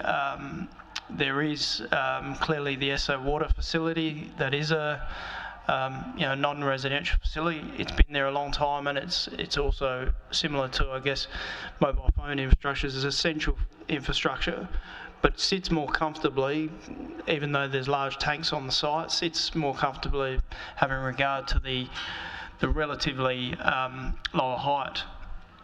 So, as you've heard, I've considered carefully a number of the considerations around the alternate locations, co-location, reduction in height, and it has appeared that there is very limited options for the proponent to do further in terms of either it's at the point where you almost like accept the proposal and improve the service levels in this particular area based on the information we have from the applicant, or do you accept that there will be a lesser service level in this particular area? There's a gap, and that the needs of this particular locality, based on its based on the features and the adverse impact of the proposed tower. So that's where really I'm grappling with. I think the applicant has indicated that they have reduced the impact by lowering the tower. They have included landscaping. They've agreed to provide a colour scheme that is appropriate. So that they've done what they can. I guess what I was particularly probing at earlier was, is the height that is proposed as submitted by the applicant, is that the best they can do? Have they minimised the impact fully to the extent that they can? I think they've gone some way, but I'm not sure if they've quite gone far enough to evidence that the actual height of the tower as it is now, whether it could be in fact lowered. So at this stage, I'm not 100% clear where I'm going to end up voting on it. I think the applicant potentially could come back, and I would appreciate further consideration about whether there could be further justification around the based on the engineering assessment, how the height of the tower at 25 metres has been ultimately, I guess, justified, because when I consider the AHD levels of this particular tower relative to the other tower, it's sitting up pretty high. So that's where I'm landing at the moment. I'm keen to hear the other members' thoughts. Thank you. Thank you, Aaron. Jane or Paul? Jane? Yeah, thank you, Presiding Member. So I'm actually feeling exactly the same after reviewing the comments from residents and the responses addressing the residents' concerns in the report and on tonight's presentations on both sides. I see the merit on both sides, which really leaves me conflicted regarding the recommendation that we are looking tonight. I was looking at page 19 on the 5th paragraph, where it says a small impact to the overall view of the structure from approximately 100 meters away. But obviously, on the presentation of representatives tonight, I'm thankful that they've come out here tonight and provided more information, additional information, and how they're feeling about the whole thing. And so, yeah, thank you for coming out. Yeah, so obviously there's a mention of health and visual impact. I'm unsure of that. This is yet to be addressed. And I would need a detailed description that could be provided maybe in the future. So yeah, at the moment, I seem to lean on the residents' reservation on this recommendation. Thank you. Thanks, Jane. Paul? Okay. Thank the representatives for their comments, and certainly views that I've heard many times in regard to telecommunication facilities, and no doubt are quite contentious, and people have a lot of views. Also thank Mark Barty for his very detailed responses, which have helped me in forming my opinion. I take the view that the Planning and Design Code overall anticipates infrastructure, in particular telecommunication facilities.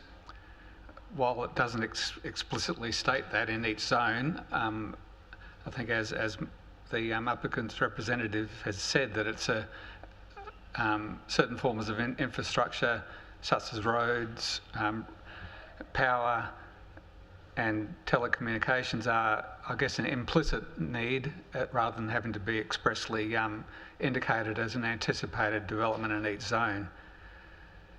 However, the code also seeks that where they are proposed, that a proponent takes steps to minimise visual intrusion, and I think in this case the applicant has done that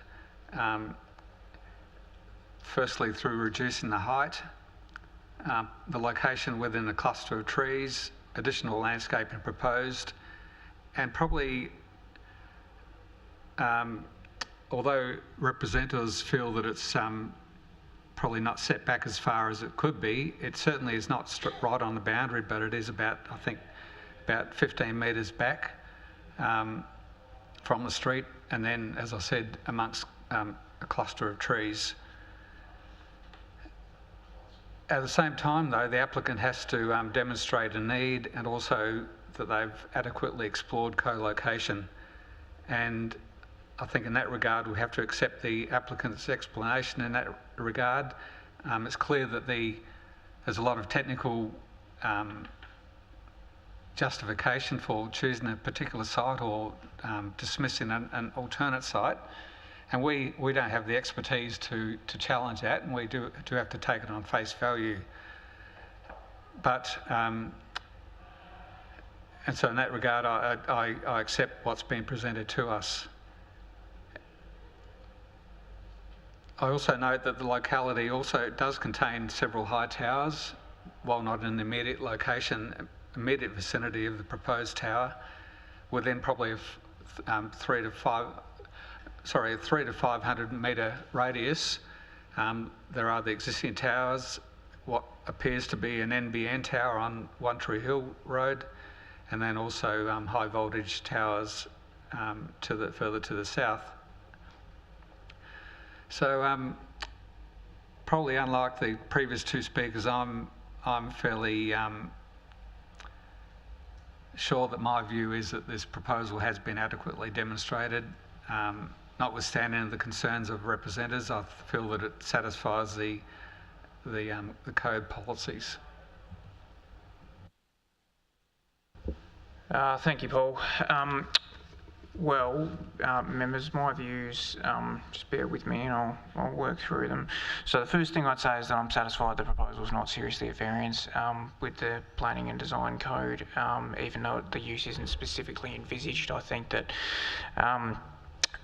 there's no aspect of the proposal that's so seriously at variance that it would have to be refused.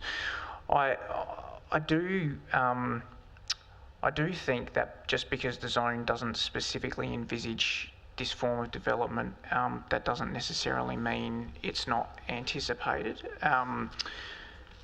It is a zone that predominantly encourages residential development of a layout and style that forms it's like an orderly transition between the higher density urban areas and the rural areas, which are to the east. I think a balanced assessment is really required here, obviously having regard to the locality and the impacts. I think with respect to a demonstrated need, I think that's been demonstrated adequately by the applicant. Quite clearly there will be a requirement for a facility in this area, otherwise that level of service and coverage is going to be compromised. I think it's generally accepted now that 5G requires a higher density of towers, and that is why we're seeing some of these proposals across the state. I think the applicant has also adequately demonstrated that co-location is obviously an ideal solution, but isn't feasibly possible in this instance without compromising that level of service as well. I was interested when I first read the report because there was reference to exploring other sites, and there were some statements in there about some of those sites, and this was raised by one of the representatives, needed an amendment to a community land management plan, and that would be rationale to not proceed. And I don't think that's sufficient, but I think in hearing from the applicant, there are obviously other reasons around that and why those areas are not necessarily appropriate. So to me, much of this turns on visual amenity and the impacts on the locality. And this is where, like other speakers have mentioned, it's quite complex to balance those two things. So I think, yes, there's a need. Yes, coverage will suffer, as will service levels if it doesn't go ahead. It's sited on land that's used for infrastructure purposes. There are a number of other significantly high visual elements in the locality, so I accept all of that. I also accept that the applicant's taken some measures to try and reduce that visual impact. A reduction in height is positive, as is the colour, the slimming of the antennas, etc., and the landscaping at ground level, which would be put in because the existing vegetation on site isn't sufficient, obviously. So all of those things are positive, but my view is that the impact on this particular locality is almost unacceptable in my view. And when I say that, I have regard to the provisions of the Planning and Design Code, and I just want to read some which might help to explain my position. So, the desired outcome is that development provides a complementary transition to adjacent natural and rural landscapes. Low-density housing minimises disturbance to natural landforms and existing vegetation to mitigate the visible extent of buildings, earthworks and retaining walls. So that is the outcome within which we interpret the performance outcomes, and that outcome is clearly talking about the importance of visual impact and low-impact development. And then, particularly having regard to performance outcome 1.4 of the zone, it says non-residential development is sited, designed to complement the residential character and amenity of the neighbourhood. And I accept that there are other facilities like this in the area. I accept that it's essential infrastructure. But in my view, in this particular locality, at the height proposed, where all of the focus is across the vista and all of the houses are orientated towards that vista, I can't see how this proposal complements that residential character and amenity of the neighbourhood. And to complement it, it doesn't necessarily have to enhance it, but I don't think it should detract from it. I don't think you can say the impact is neutral. So as Aaron said originally, I really struggled with this proposal. I think there will be negative consequences if the proposal is not supported. As I said, it is, and there is case law on this, they are essential pieces of infrastructure. They are required for the society we have and the way we live and work. But I think those provisions around amenity, to me, the proposal steps too far, intrudes too far onto what those provisions try to achieve. And I would have thought that while it's not our role to redesign a proposal, that potentially there are other sites, and there are difficulties associated with those. I'm not dismissing what the applicant has said, that might be able to minimise that impact. So I'm sorry for Phil, thank you for indulging me, but that's explaining my position on it as it currently stands. Now, it looks like we do have a divergence of views, so this is always difficult to manage. The recommendation, as I said before, is to grant approval subject to a reserved matter and conditions. Alternatively, members of the panel can pose a different recommendation that might be to refuse the application or potentially to defer for further information. But if we wanted to go down that path, we would have to talk to the staff about how many days remain on the assessment clock and so forth. So I'm in your hands, members, as to how you want to proceed. We need to work out whether someone's prepared to move the recommendation as it currently stands or to move an alternate.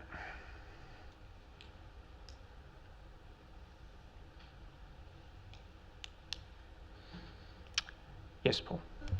I guess I'll test the water. I'll move the recommendation. Paul's moving the recommendation. Is there a seconder?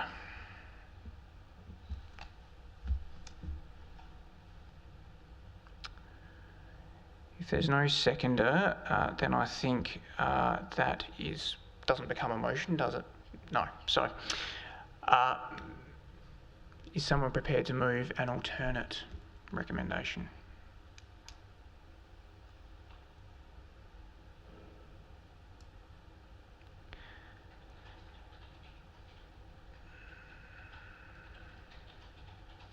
Perhaps members, if it might assist, there are some provisions that I believe the proposal is contrary to, and I'm happy to read those, and we can give the administration a moment to prepare an alternate recommendation.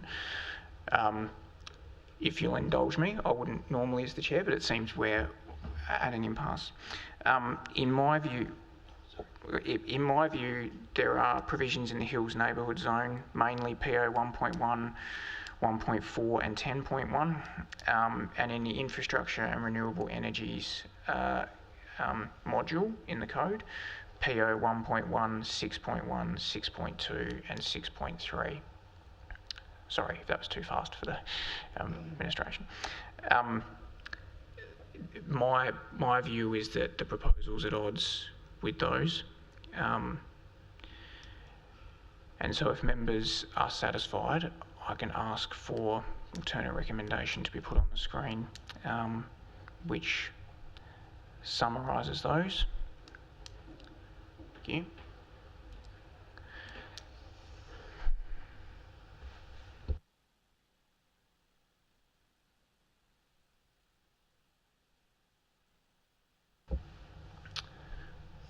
Now I'll give, yes, Aaron. Yeah.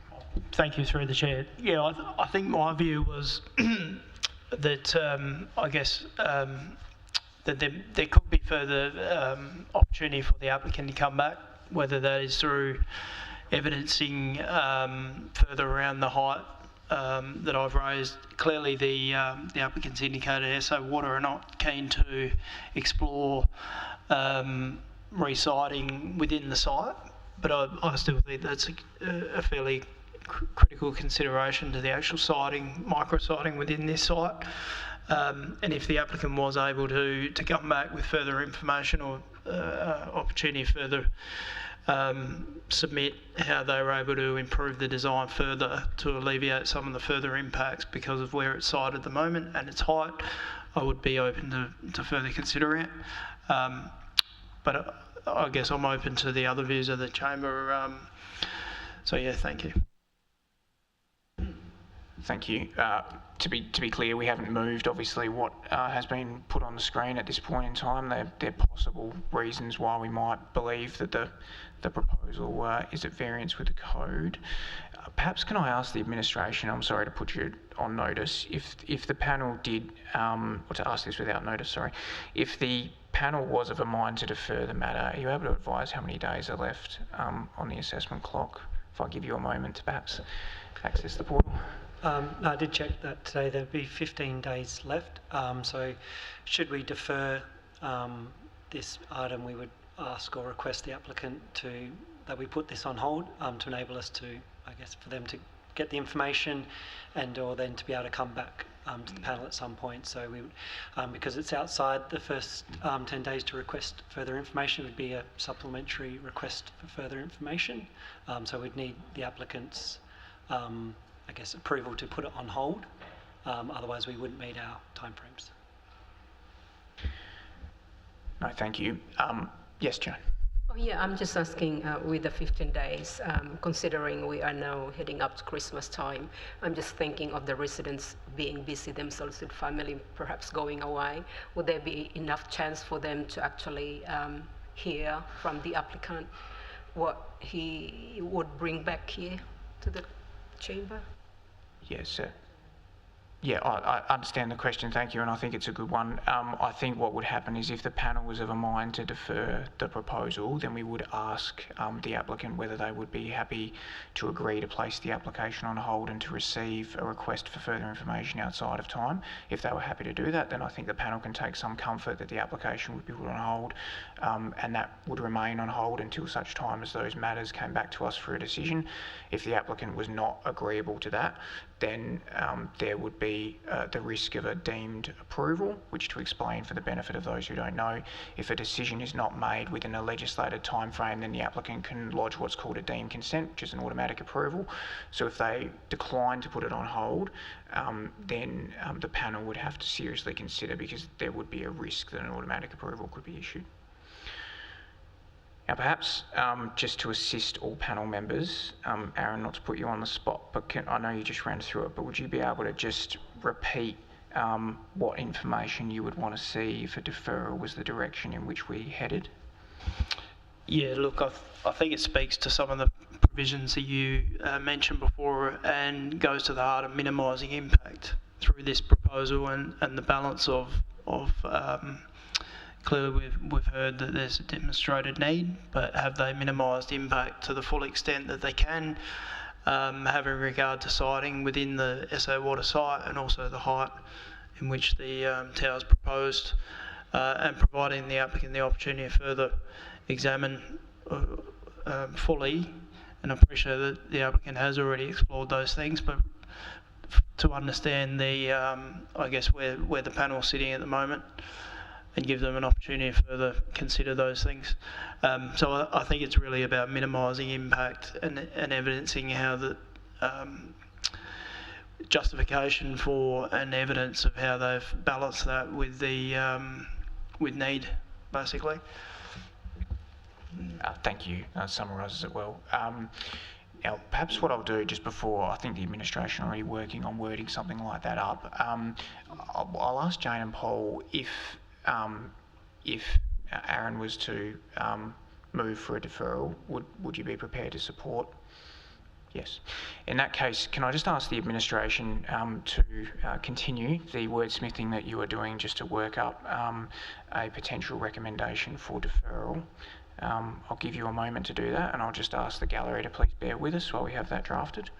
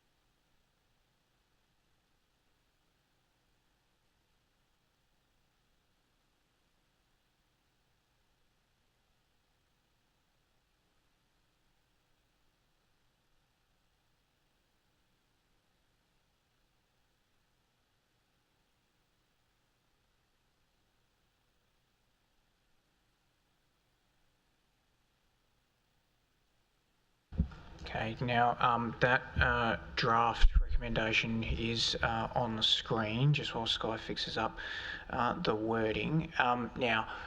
Before I ask panel members whether you're prepared to move, second and vote on a deferral, Mark, I'm aware I'm also putting you on the spot, but I would appreciate it if you would just step forward and advise the panel whether or not you would be satisfied for the application to be put on hold for you to explore those matters further, and then for it to come back to the panel once that's taken place. Yes, thank you.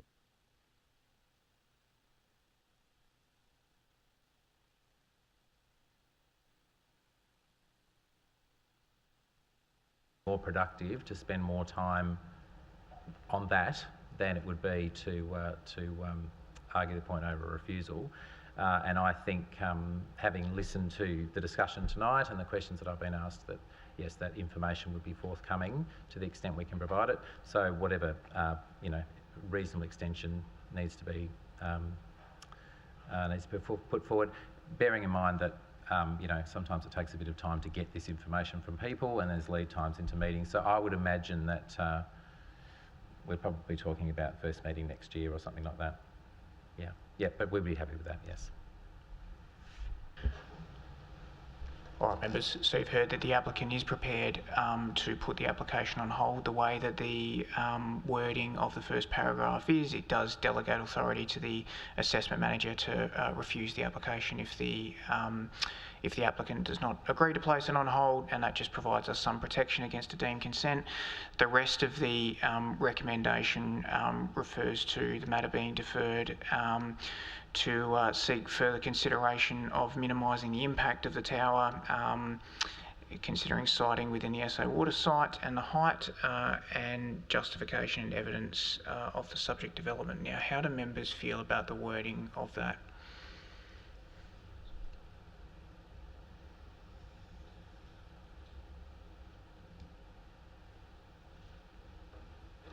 I'm happy to move it through the chair if I may. Thank you, Aaron. We will take you as the mover. Is there a seconder or any wording changes that you would like to consider? Yes, Paul, you're seconding. All right, thank you. So that is the motion that the application be deferred for further information and consideration regarding those items as listed, A and B, and that will be presented back to us in due course. All those in favour, please raise your hand.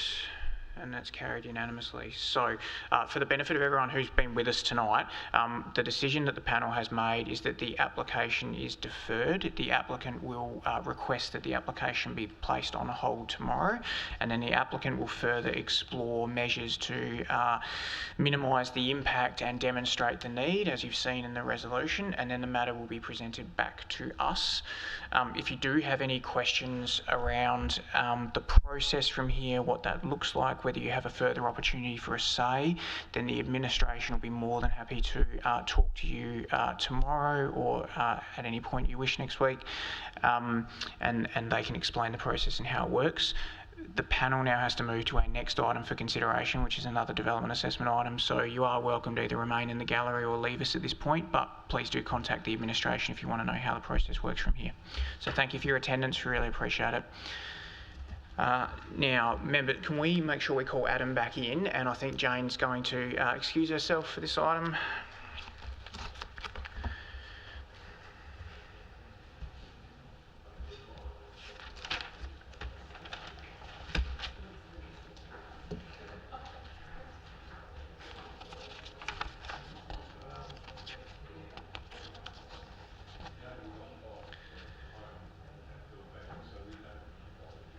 Thank you, Jane. We'll call you back in when this item's done.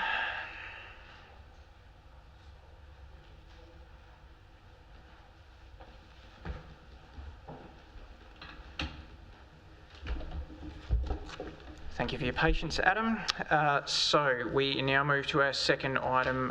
This is an application for a new primary school and childcare centre with associated car parking, roadways and sports courts proposed by Catholic Education South Australia at lot 9010 Lago Road, Riverlea Park in the Master Plan Neighbourhood Zone, performance assessed and given public notification. There were no reps received and the recommendation is to grant planning approval.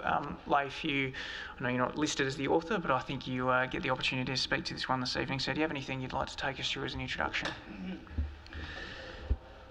Just, I guess, to reinforce what's in the report as it is, while not, I guess, located within a designated activity centre, it's still quite an essential use in the land, and for the most part felt quite an appropriate location, notwithstanding, I guess, some of the future works that will be required, and this application is dependent on. I guess from an administrative point of view, we're comfortable with the application and also where those external works are at and in negotiations with that. So that was one of our concerns, and that's why it's one of our reserved matters in terms of stormwater. In discussion with the applicant, there is potential for an interim solution should it be necessitated. However, I think as described in the report, it is a contractual requirement for that infrastructure to be there as well. So there is a bit of comfort with the Riverlea project as a whole and this project going ahead. Thank you. Now, members, we do and we have received some information which has been provided to us in confidence, and we will need to move into confidence shortly to discuss that information, and then we will obviously reopen the meeting. Now, just before I get to that point, we do have representatives of the applicant with us. I know we have Nicole Rolfe from URPS and other representatives. So I might just ask if there are questions of the applicant at this stage, just before we move into that confidential part of the meeting to consider that information. Do you have any questions you'd like to pose? Otherwise, we can pose other questions if they are raised during the in confidence part of the meeting. Yeah, Nicole, would you like to come forward to the podium? You can just answer the question just up here. If you step forward, just up to this. Yeah, thank you. So, yes, Aaron, when you're ready. Thank you, through the chair. And look, it's a pretty straightforward of a basic question, but appreciate with the staff car park being some distance from the primary school building, I guess just your thinking around how that will be managed in terms of lighting and just safe, I guess, connectivity between the staff car park and then the primary school building. I'm just interested to hear your comments on that. So you'll notice on the side of the site there's the drop-off and pick-up zone. So that will be constructed as part of this first stage of work, and so that will have a pedestrian path running alongside there, so it will be a clear and safe access point for the staff to walk along to get to the building. Great, thanks. Any further questions at this point, members?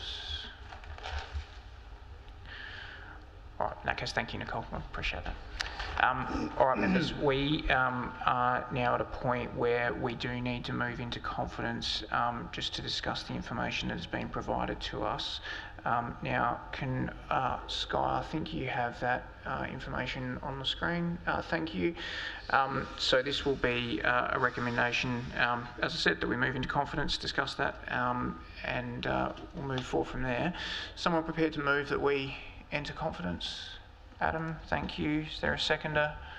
Seconded, Paul, thank you. All those in favour, please raise your hands. It's carried unanimously. So I know you've just arrived, but yes, if I can ask for you to please just exit the room. We'll just discuss this information in confidence and then we'll invite you back in.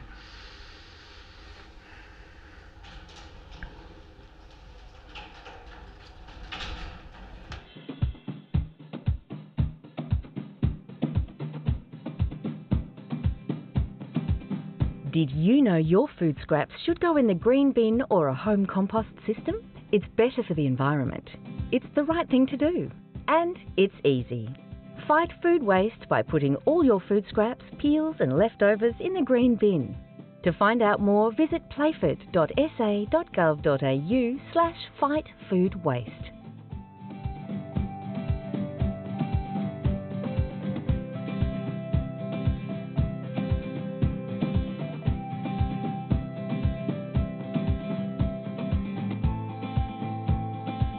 Want to know what's happening in the community? Subscribe to our e-newsletter, Playford News, at playford.sa.gov.au, and you'll be on top of stories, news and what's happening in Playford. It's local news for local people.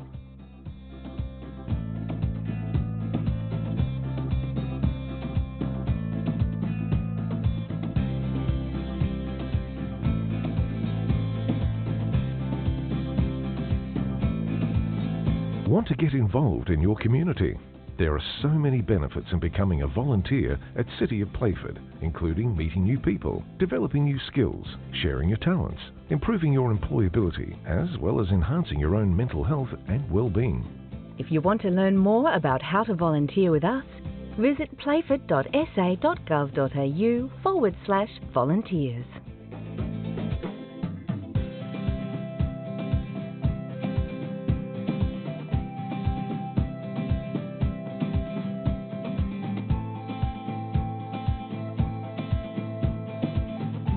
Feedback about our city's future from our community is really important. It helps us prioritise your needs when planning services, projects and other initiatives. A convenient way to have your say and stay in the loop on any upcoming consultations is by registering your details on our Engagement Hub website at playford.engagementhub.com.au. We look forward to hearing from you.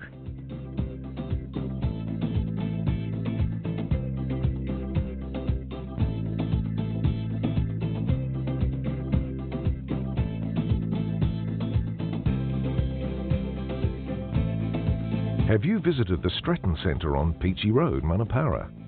Designed to support growth in the city of Playford, the centre offers dedicated workspaces from less than $10 per day. There's also state-of-the-art event and meeting spaces for hire, a complimentary business support service to help you upskill, apply for grants and grow, workshops and networking, as well as training for young kids right through to adults.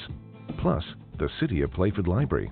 Contact our team for a tour on 8254 4666 or visit the Stratton Centre at 307 Peachy Road, Manapara.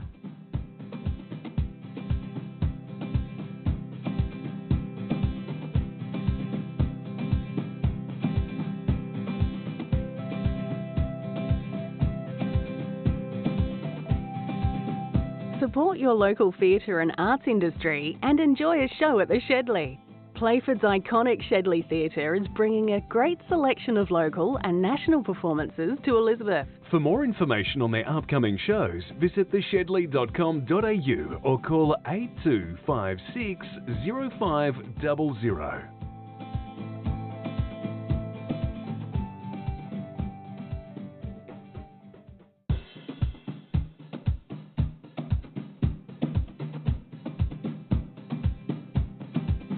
Did you know your food scraps should go in the green bin or a home compost system? It's better for the environment. It's the right thing to do. And it's easy. Fight food waste by putting all your food scraps, peels and leftovers in the green bin. To find out more, visit playford.sa.gov.au/fightfoodwaste.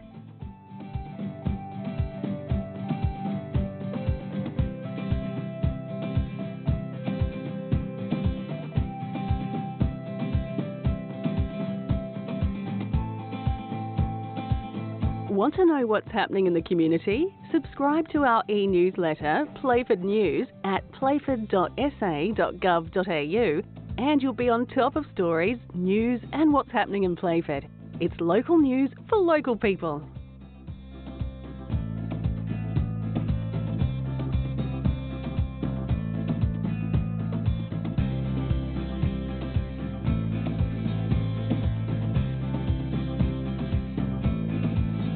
Want to get involved in your community?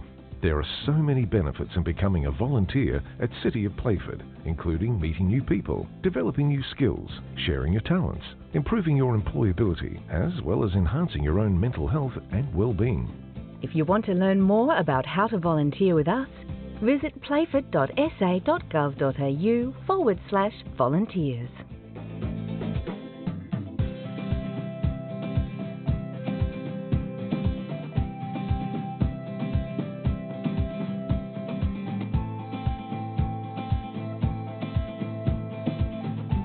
Feedback about our city's future from our community is really important. It helps us prioritise your needs when planning services, projects and other initiatives. A convenient way to have your say and stay in the loop on any upcoming consultations is by registering your details on our Engagement Hub website at playford.engagementhub.com.au. We look forward to hearing from you.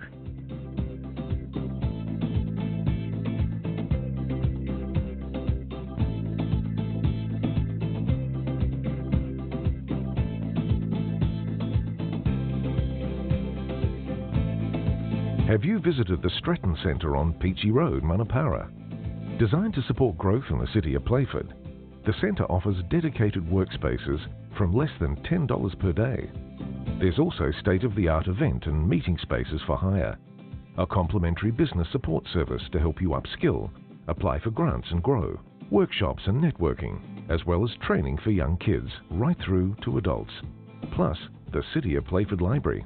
Contact our team for a tour on 8254 4666 or visit the Stratton Centre at 307 Peachy Road, Manapara.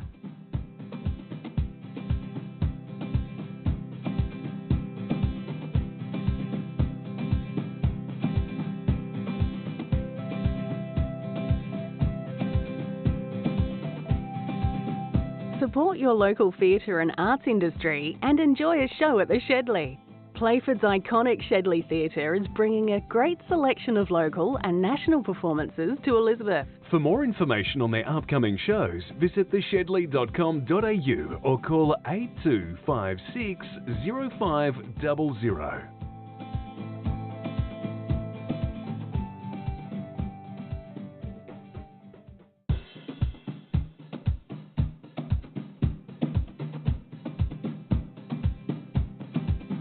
Did you know your food scraps should go in the green bin or a home compost system? It's better for the environment. It's the right thing to do. And it's easy. Fight food waste by putting all your food scraps, peels and leftovers in the green bin. To find out more, visit playford.sa.gov.au/fightfoodwaste.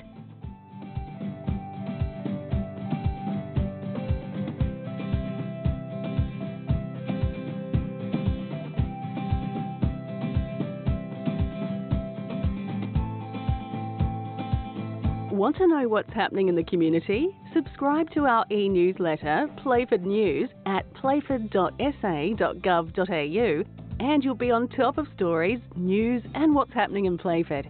It's local news for local people.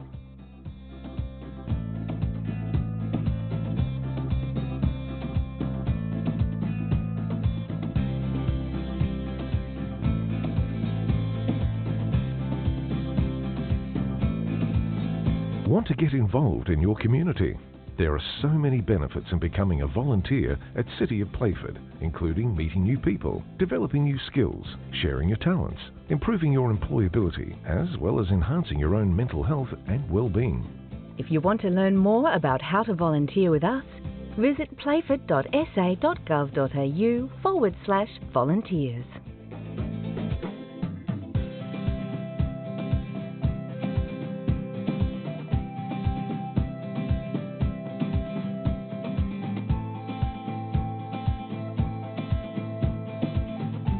Feedback about our city's future from our community is really important. It helps us prioritise your needs when planning services, projects and other initiatives. A convenient way to have your say and stay in the loop on any upcoming consultations is by registering your details on our Engagement Hub website at playford.engagementhub.com.au. We look forward to hearing from you.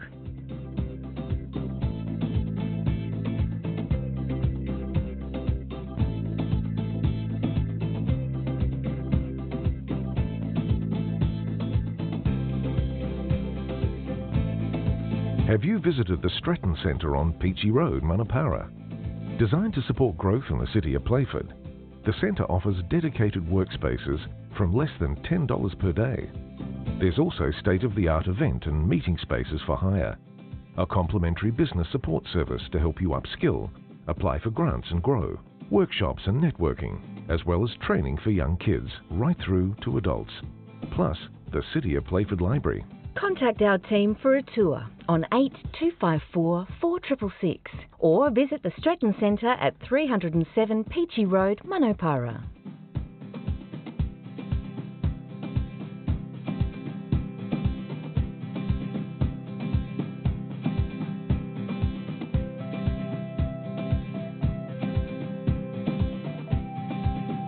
Support your local theatre and arts industry and enjoy a show at the Shedley. Playford's iconic Shedley Theatre is bringing a great selection of local and national performances to Elizabeth. For more information on their upcoming shows, visit theshedley.com.au or call 8256 0500.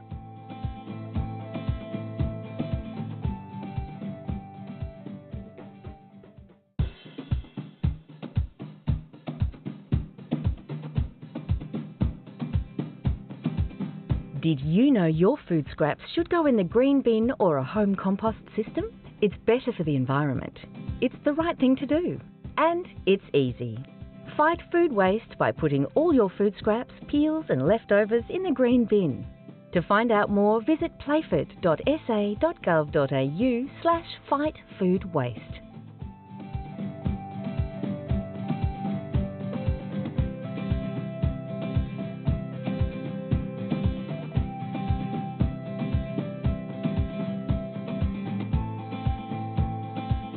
Want to know what's happening in the community? Subscribe to our e-newsletter, Playford News, at playford.sa.gov.au and you'll be on top of stories, news and what's happening in Playford. It's local news for local people.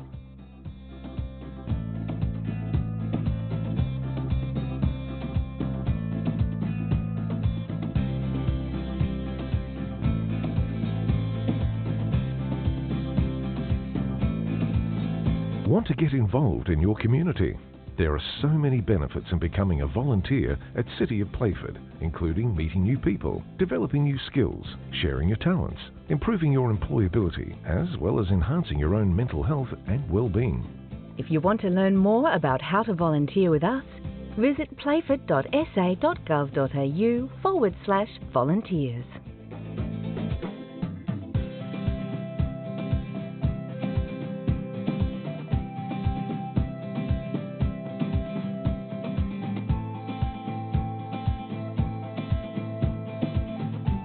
Feedback about our city's future from our community is really important.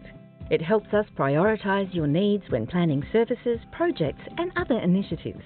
A convenient way to have your say and stay in the loop on any upcoming consultations is by registering your details on our Engagement Hub website at playford.engagementhub.com.au. We look forward to hearing from you.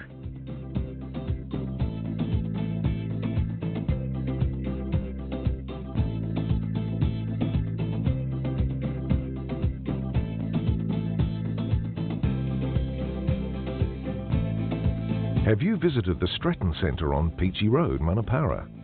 Designed to support growth in the city of Playford, the centre offers dedicated workspaces from less than $10 per day. There's also state-of-the-art event and meeting spaces for hire, a complimentary business support service to help you upskill, apply for grants and grow, workshops and networking, as well as training for young kids right through to adults, plus the City of Playford Library. Contact our team for a tour on 8254 4666 or visit the Stratton Centre at 307 Peachy Road, Manapara.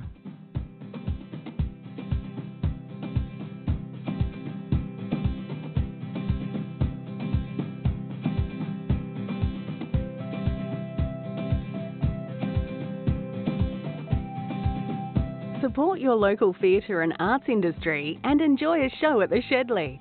Playford's iconic Shedley Theatre is bringing a great selection of local and national performances to Elizabeth. For more information on their upcoming shows, visit theshedley.com.au or call 8256 0500.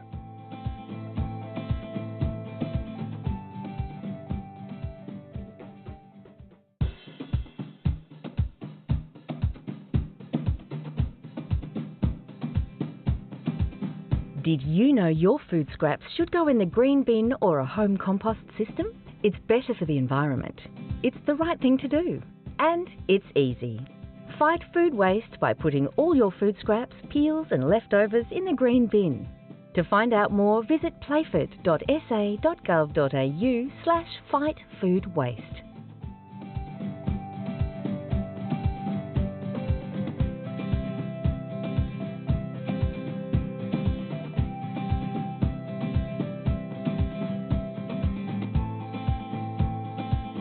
Want to know what's happening in the community? Subscribe to our e-newsletter, Playford News, at playford.sa.gov.au, and you'll be on top of stories, news and what's happening in Playford. It's local news for local people.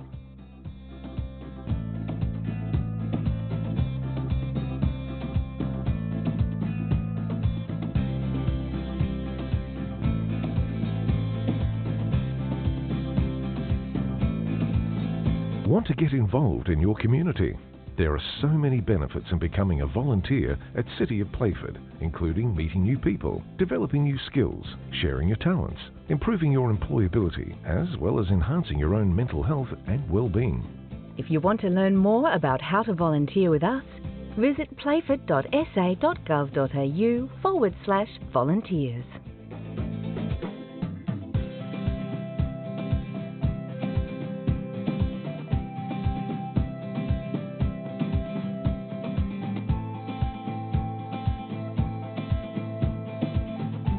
Feedback about our city's future from our community is really important.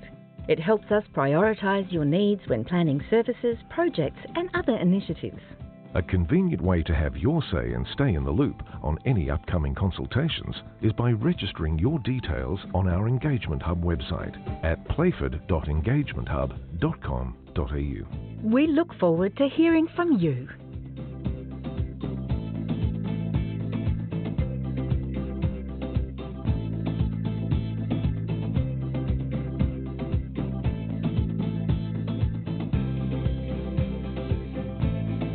Have you visited the Stretton Centre on Peachy Road, Manapara? Designed to support growth in the city of Playford, the centre offers dedicated workspaces from less than $10 per day. There's also state-of-the-art event and meeting spaces for hire, a complimentary business support service to help you upskill, apply for grants and grow, workshops and networking, as well as training for young kids right through to adults, plus the City of Playford Library. Contact our team for a tour on 8254 4666 or visit the Stretton Centre at 307 Peachy Road, Manapara.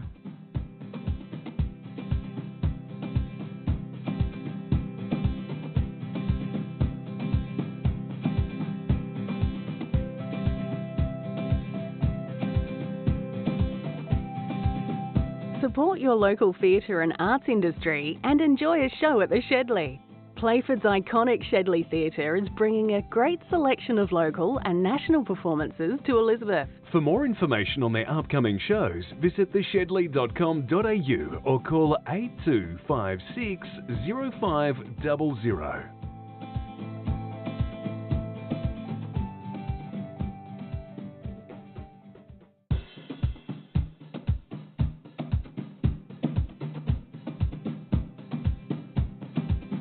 Did you know your food scraps should go in the green bin or a home compost system?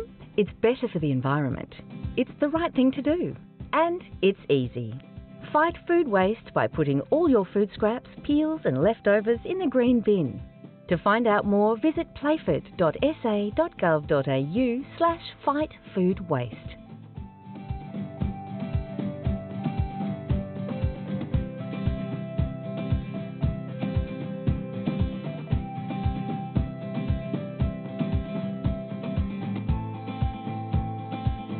Want to know what's happening in the community? Subscribe to our e-newsletter, Playford News, at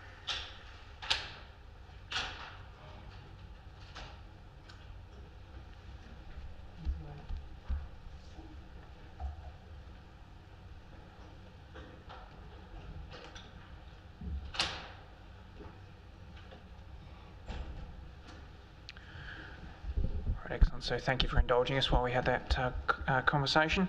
Now, members, there is still an opportunity for you to pose any questions to the either the administration or the applicant, if anything has arisen for you. Yes, Paul. Yeah.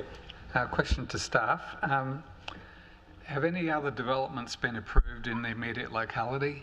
For example, dwellings, or is this the first in that area? This will be the first in the area. The other areas haven't been cleared. To the east there is, but not to the west. And the other is more a procedural matter.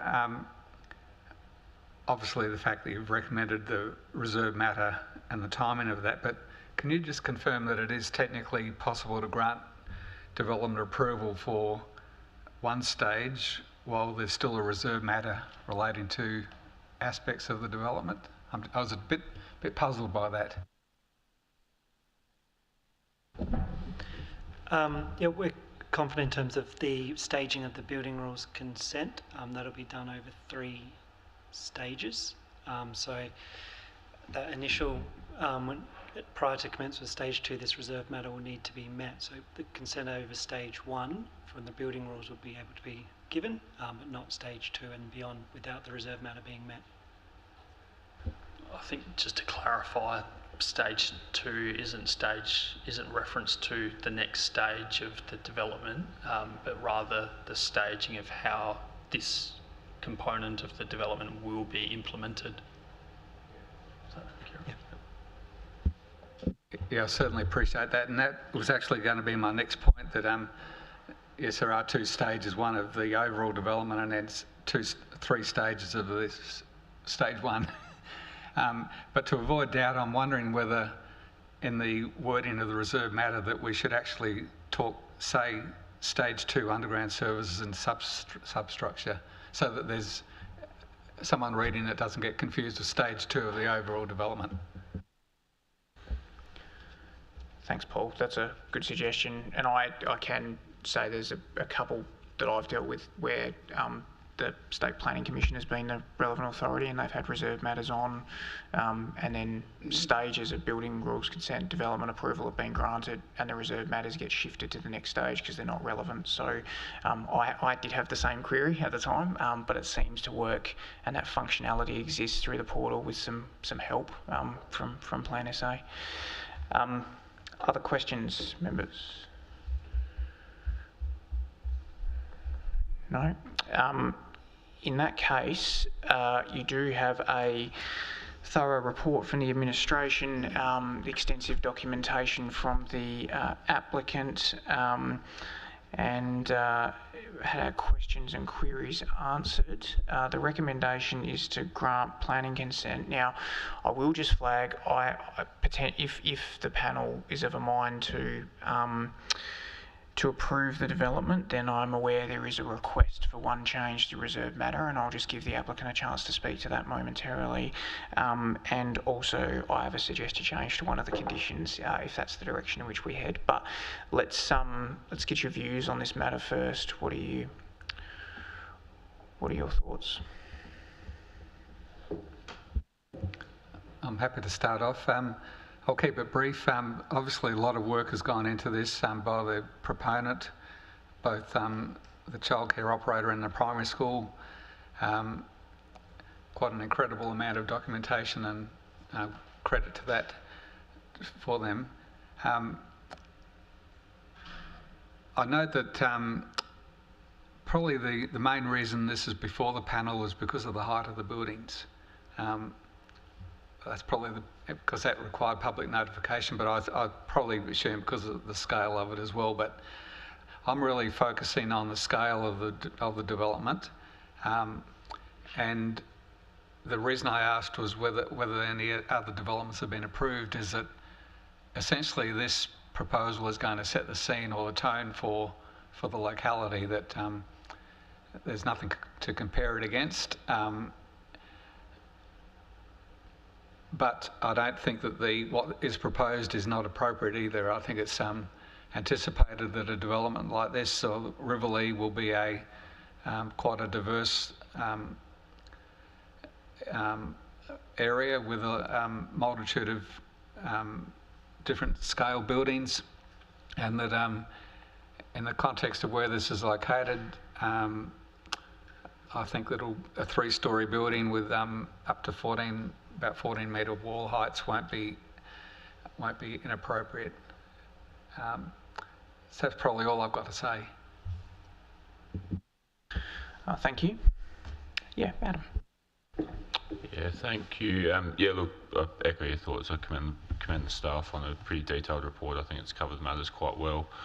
Quite comfortable with the land use, that, you know, while the zone doesn't expressly talk to education facilities of this size, it does talk to facilities for expanding communities. And I think in this master plan sort of zone, it's, you know, as shown in the master plan itself, it's inherent there are going to be education facilities. So I think from a land use point of view, no concerns in that respect. The built form, I think, is contemporary and fits well in the site.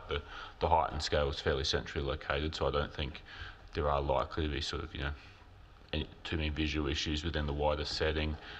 The traffic and car parking probably gave me some pause in the initial considerations, but I think, you know, I'm confident with the work that Circa have put into it, and also being stage 1 per se of the wider development, there is an ability to council to still control future stages if parking does become an issue down the track. So yeah, I'm comfortable with the recommendation. Oh, thank you, Aaron. Yeah, thanks. Through the chair, yeah, I echo all of the comments. I commend the applicant on a very high quality application. Yeah, as Paul said, a lot of work has gone into it. It appears to be a really good design. I like the focal point of the building, and in terms of its architectural style, I think it is a feature, and I think it will set the tone for the development of the site. The matters of access, car parking, landscaping, all been addressed. I think it's really good. The arrangement of the kiss and drop, which in my experience is a fundamental element of a proposal for a school. It's not just about parking, but it's about the access and the flow of vehicles through the site, which is a critical consideration. There's also careful consideration given to the north and south access, with slip lanes and precluding the right-hand turn, which I was pleased to see, and then roundabout at the southern end. Adam's talked about car parking, and I think that's adequately addressed in the report, and I should commend the staff for a very high quality report as well. My only comment that I wanted to add was that I would like to see and encourage if we can be explicit in the conditions about just the staff numbers and the student numbers, in terms of my experience of just having it explicit in the condition of consent, rather than having to trawl through the documents. It may be helpful for staff down the track, and it's just clear in terms of the documentation that is what is approved, because that, in my experience, ultimately will determine things like car parking and open space and the like. So overall, I support the proposal and think it's a great development. Thank you. I have similar views, members. Its land use is anticipated in the zone.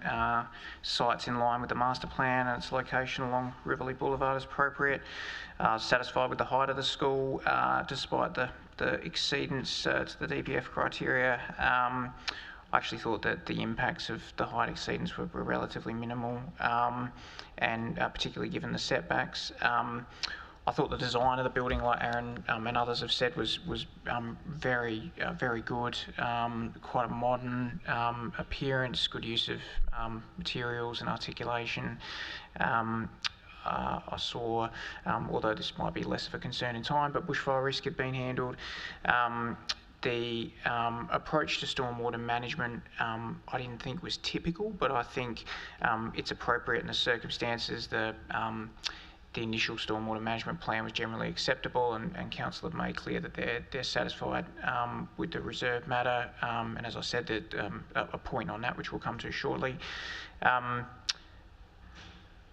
I think the sustainability elements was also good to read about and often get overlooked. The solar panels, the northern orientation, openings for ventilation and shading elements, the waste storage areas are appropriately located and screened, the hours of operation was standard and appropriate.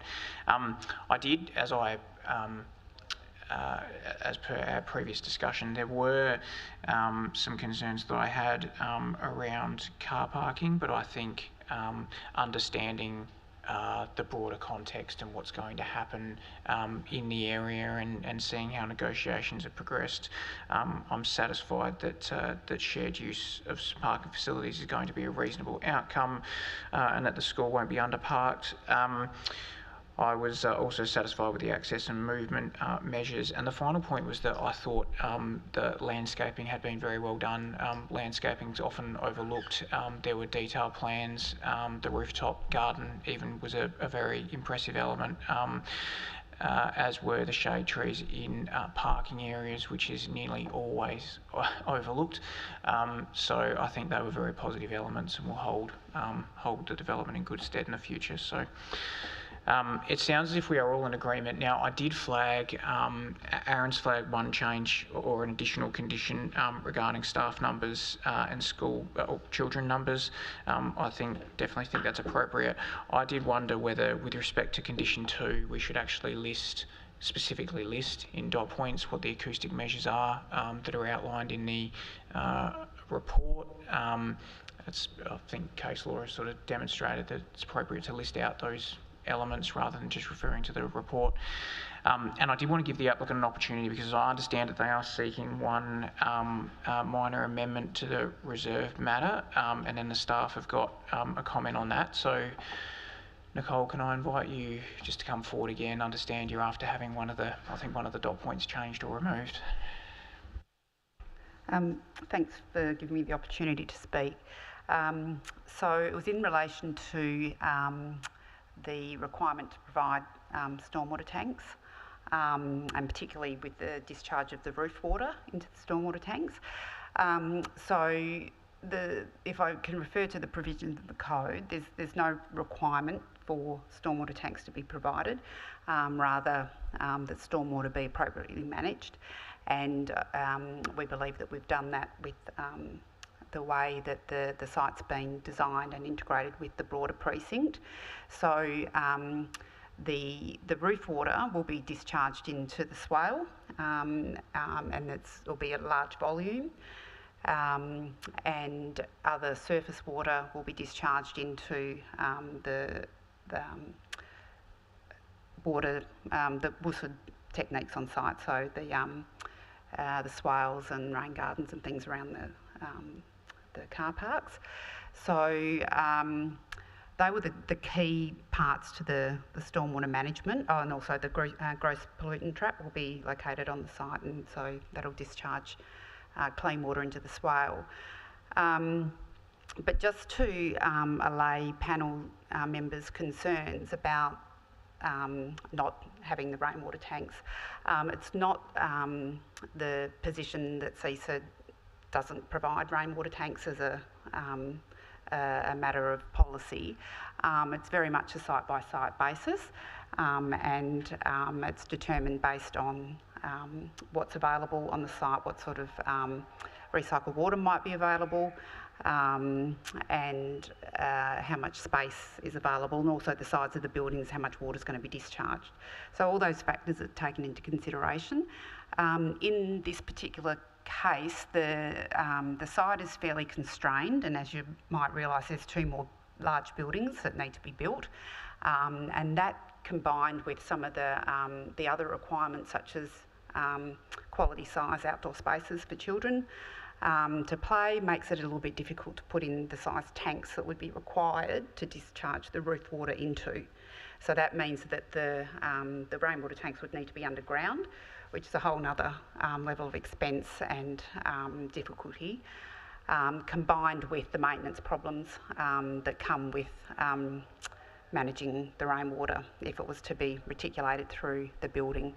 So I think the previous information that we provided talked about some of the bacterial challenges and health challenges, and also just maintaining the pipe work, and also the if it was to be used within the building, the rainwater can deteriorate some of the toilets and pipe work and facilities more quickly than mains water. So it creates an ongoing maintenance problem for the school. So as I said, it depends on what's available, and in this instance, I don't think I mentioned they've got the reticulated water as well. So that will be used for the irrigation across the site. For example, down the road, one of Xavier's at developments at Two Wells, they are providing rainwater tanks there because they don't have access to the reticulated water. So it is a case-by-case basis, and in this occasion, it's not considered to be appropriate or necessary. Thank you. Do you have any questions, members? No? In that case, thank you. Thanks. Can I just ask the administration for your view on the request?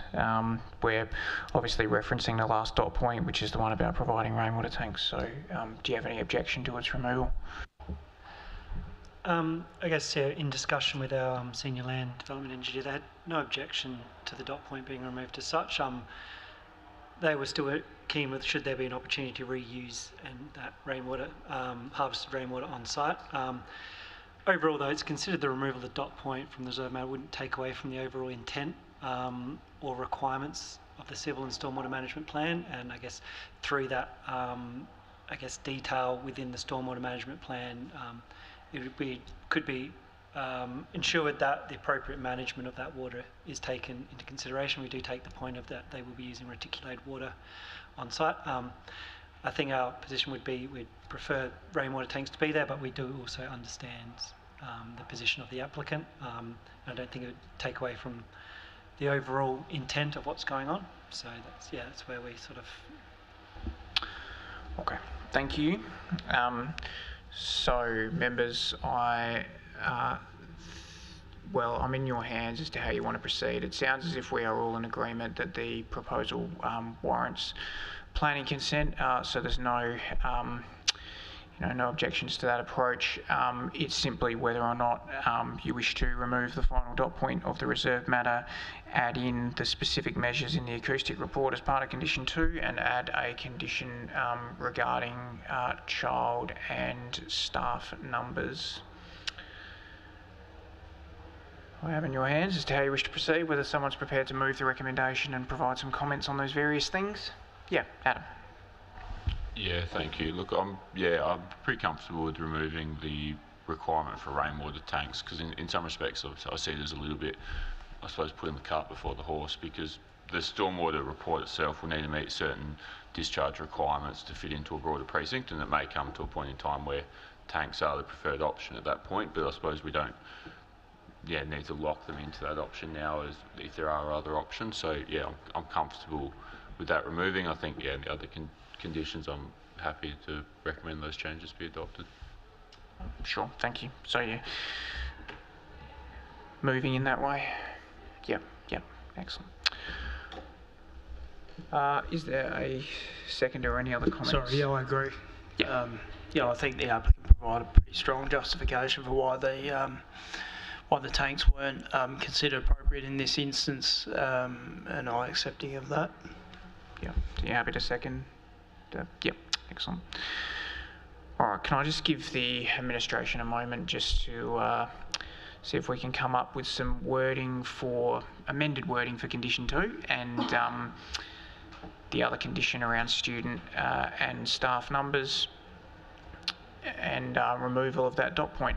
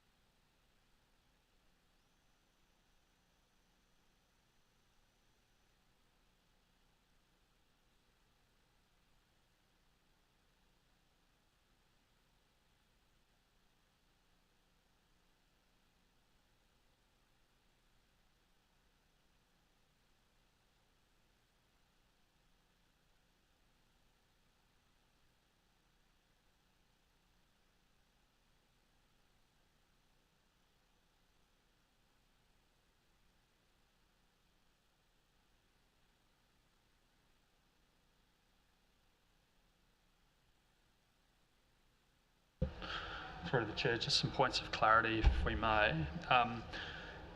We've been working through, and we will present shortly, a condition relevant to to student numbers.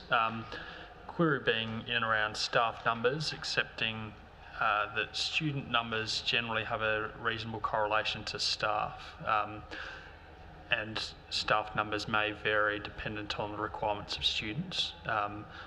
Whilst happy to place a condition to the effect of 862 students and 78 staff FTE for the primary school and 123 children for the childcare centre per the planning report. I'll be guided by yourselves. Yeah, I think through the chair, and I actually agree that usually it's just the student numbers that are conditioned, and then I guess that factors in that staff will vary, and there might be trainees or other things that could come from time to time, so it's more governed around the student numbers. So I probably agree.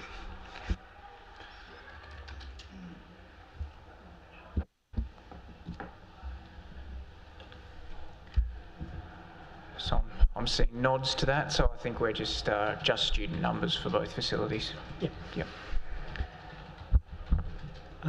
Through the chair, in terms of condition number 2, I guess looking through how other, noting your point, looking through how other conditions have been made for other decision bodies, not that that's one that we should do. I guess I've provided a couple of suggestions. One is to specifically mention which part within the report. I've noted that that's quite a regular way that SCAP approaches these ones, where it actually references the section of the report rather than just the report generally.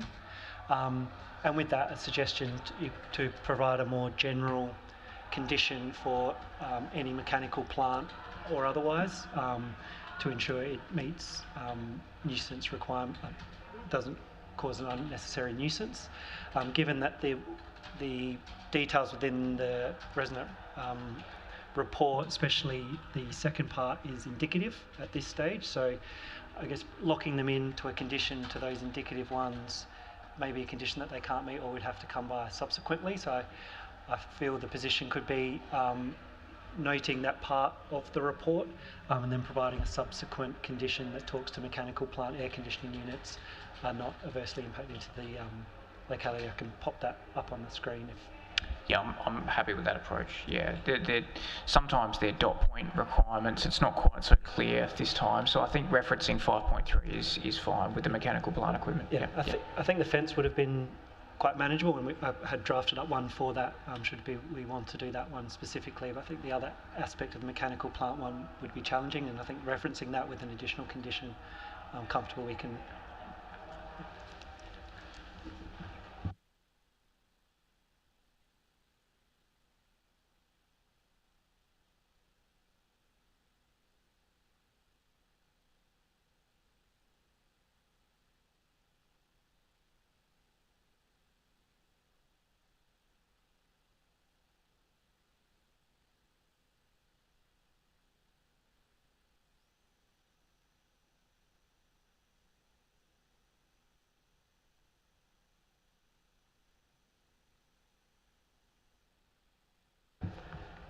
So just for condition 2, just to confirm, it just adds that highlighted part.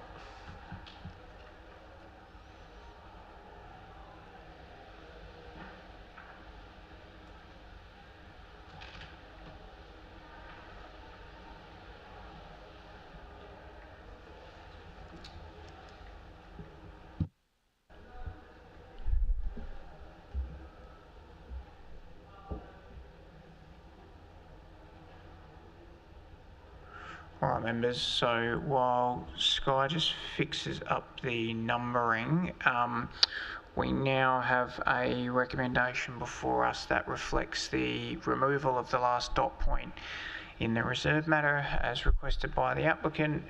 Condition 2 is now amended to refer to the section of the acoustic report, and condition 3 is a new one, just requiring that plant and equipment to be screened to minimise noise. And then we have the final condition, I think it was 12 if I saw quickly, that refers to the caps on student numbers 13. So, if all members are satisfied with those changes, we have a mover and a seconder. I'll put the motion to a vote. All those in favour, please raise your hands. It's carried unanimously. So, for the benefit of those who have attended, the application has been granted. Planning consent, obviously building consent and development approval will be required before you can commence. And if you do have any questions regarding the process, then I'm sure your planning consultant will be able to assist you, or you're welcome to talk to the administration the next business day. So, thank you very much for your attendance. Now, members, we must return to our agenda. Can we invite Jane back in, please? Yes, thank you.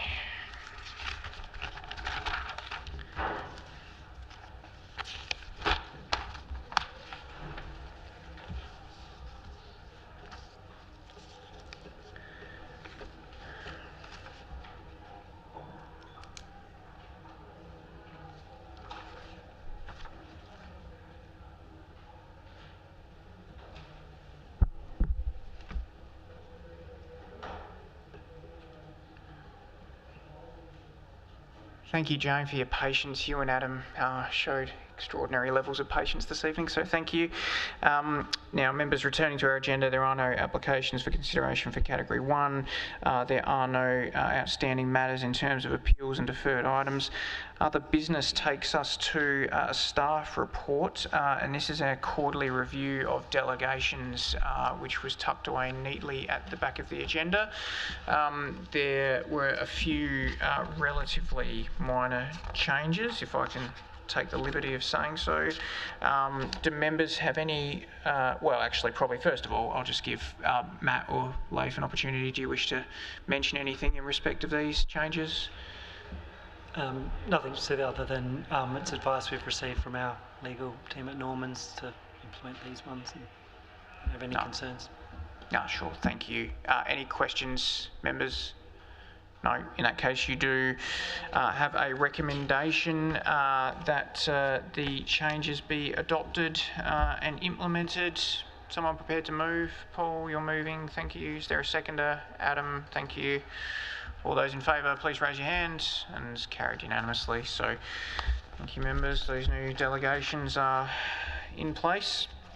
Now, is there any other item of other business that any member wishes to raise? No? Any item of other business from the staff? Yes?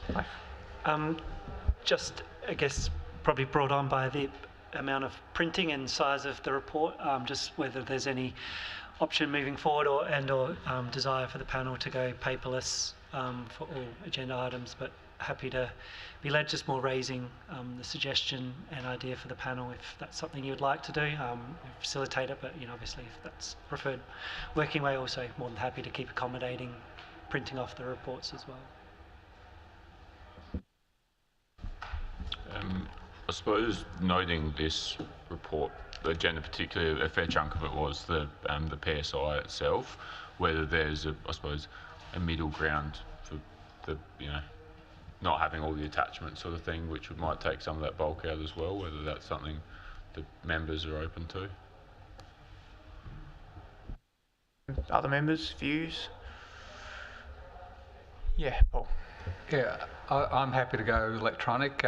That's how I operate with several other panels, but as a compromise, as Adam suggested, that part of it, like this is the that's the site contamination part that probably didn't really need to have that, but that's a lot of extra work though. I appreciate, do I send this, do I print this, do I not? So I guess I'd be happy fully electronic, but I'd be happy to have part.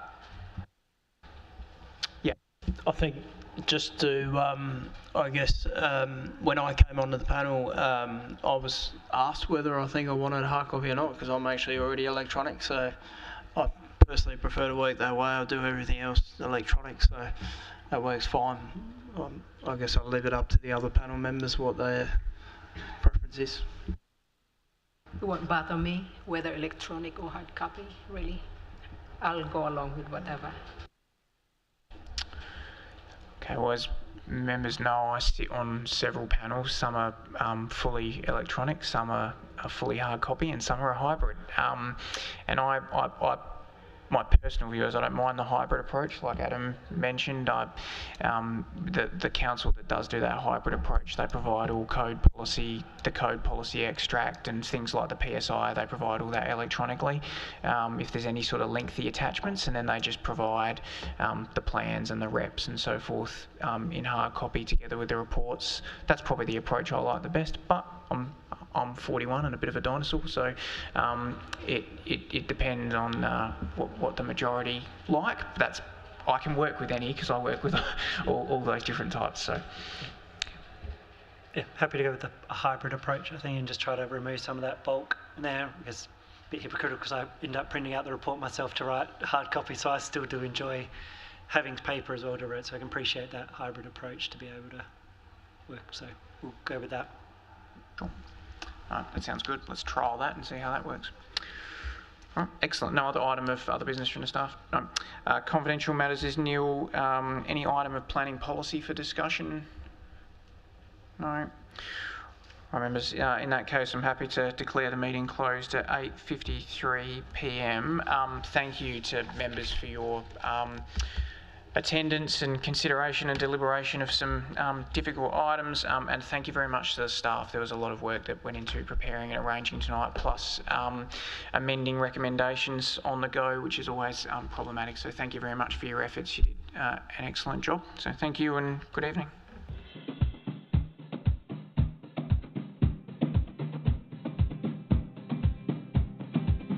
Did you know your food scraps should go in the green bin or a home compost system? It's better for the environment. It's the right thing to do. And it's easy. Fight food waste by putting all your food scraps, peels and leftovers in the green bin. To find out more, visit playford.sa.gov.au/fightfoodwaste.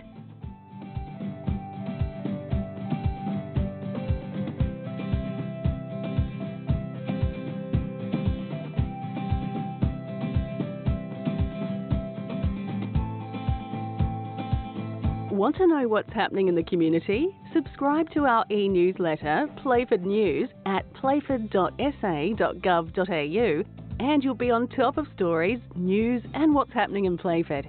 It's local news for local people.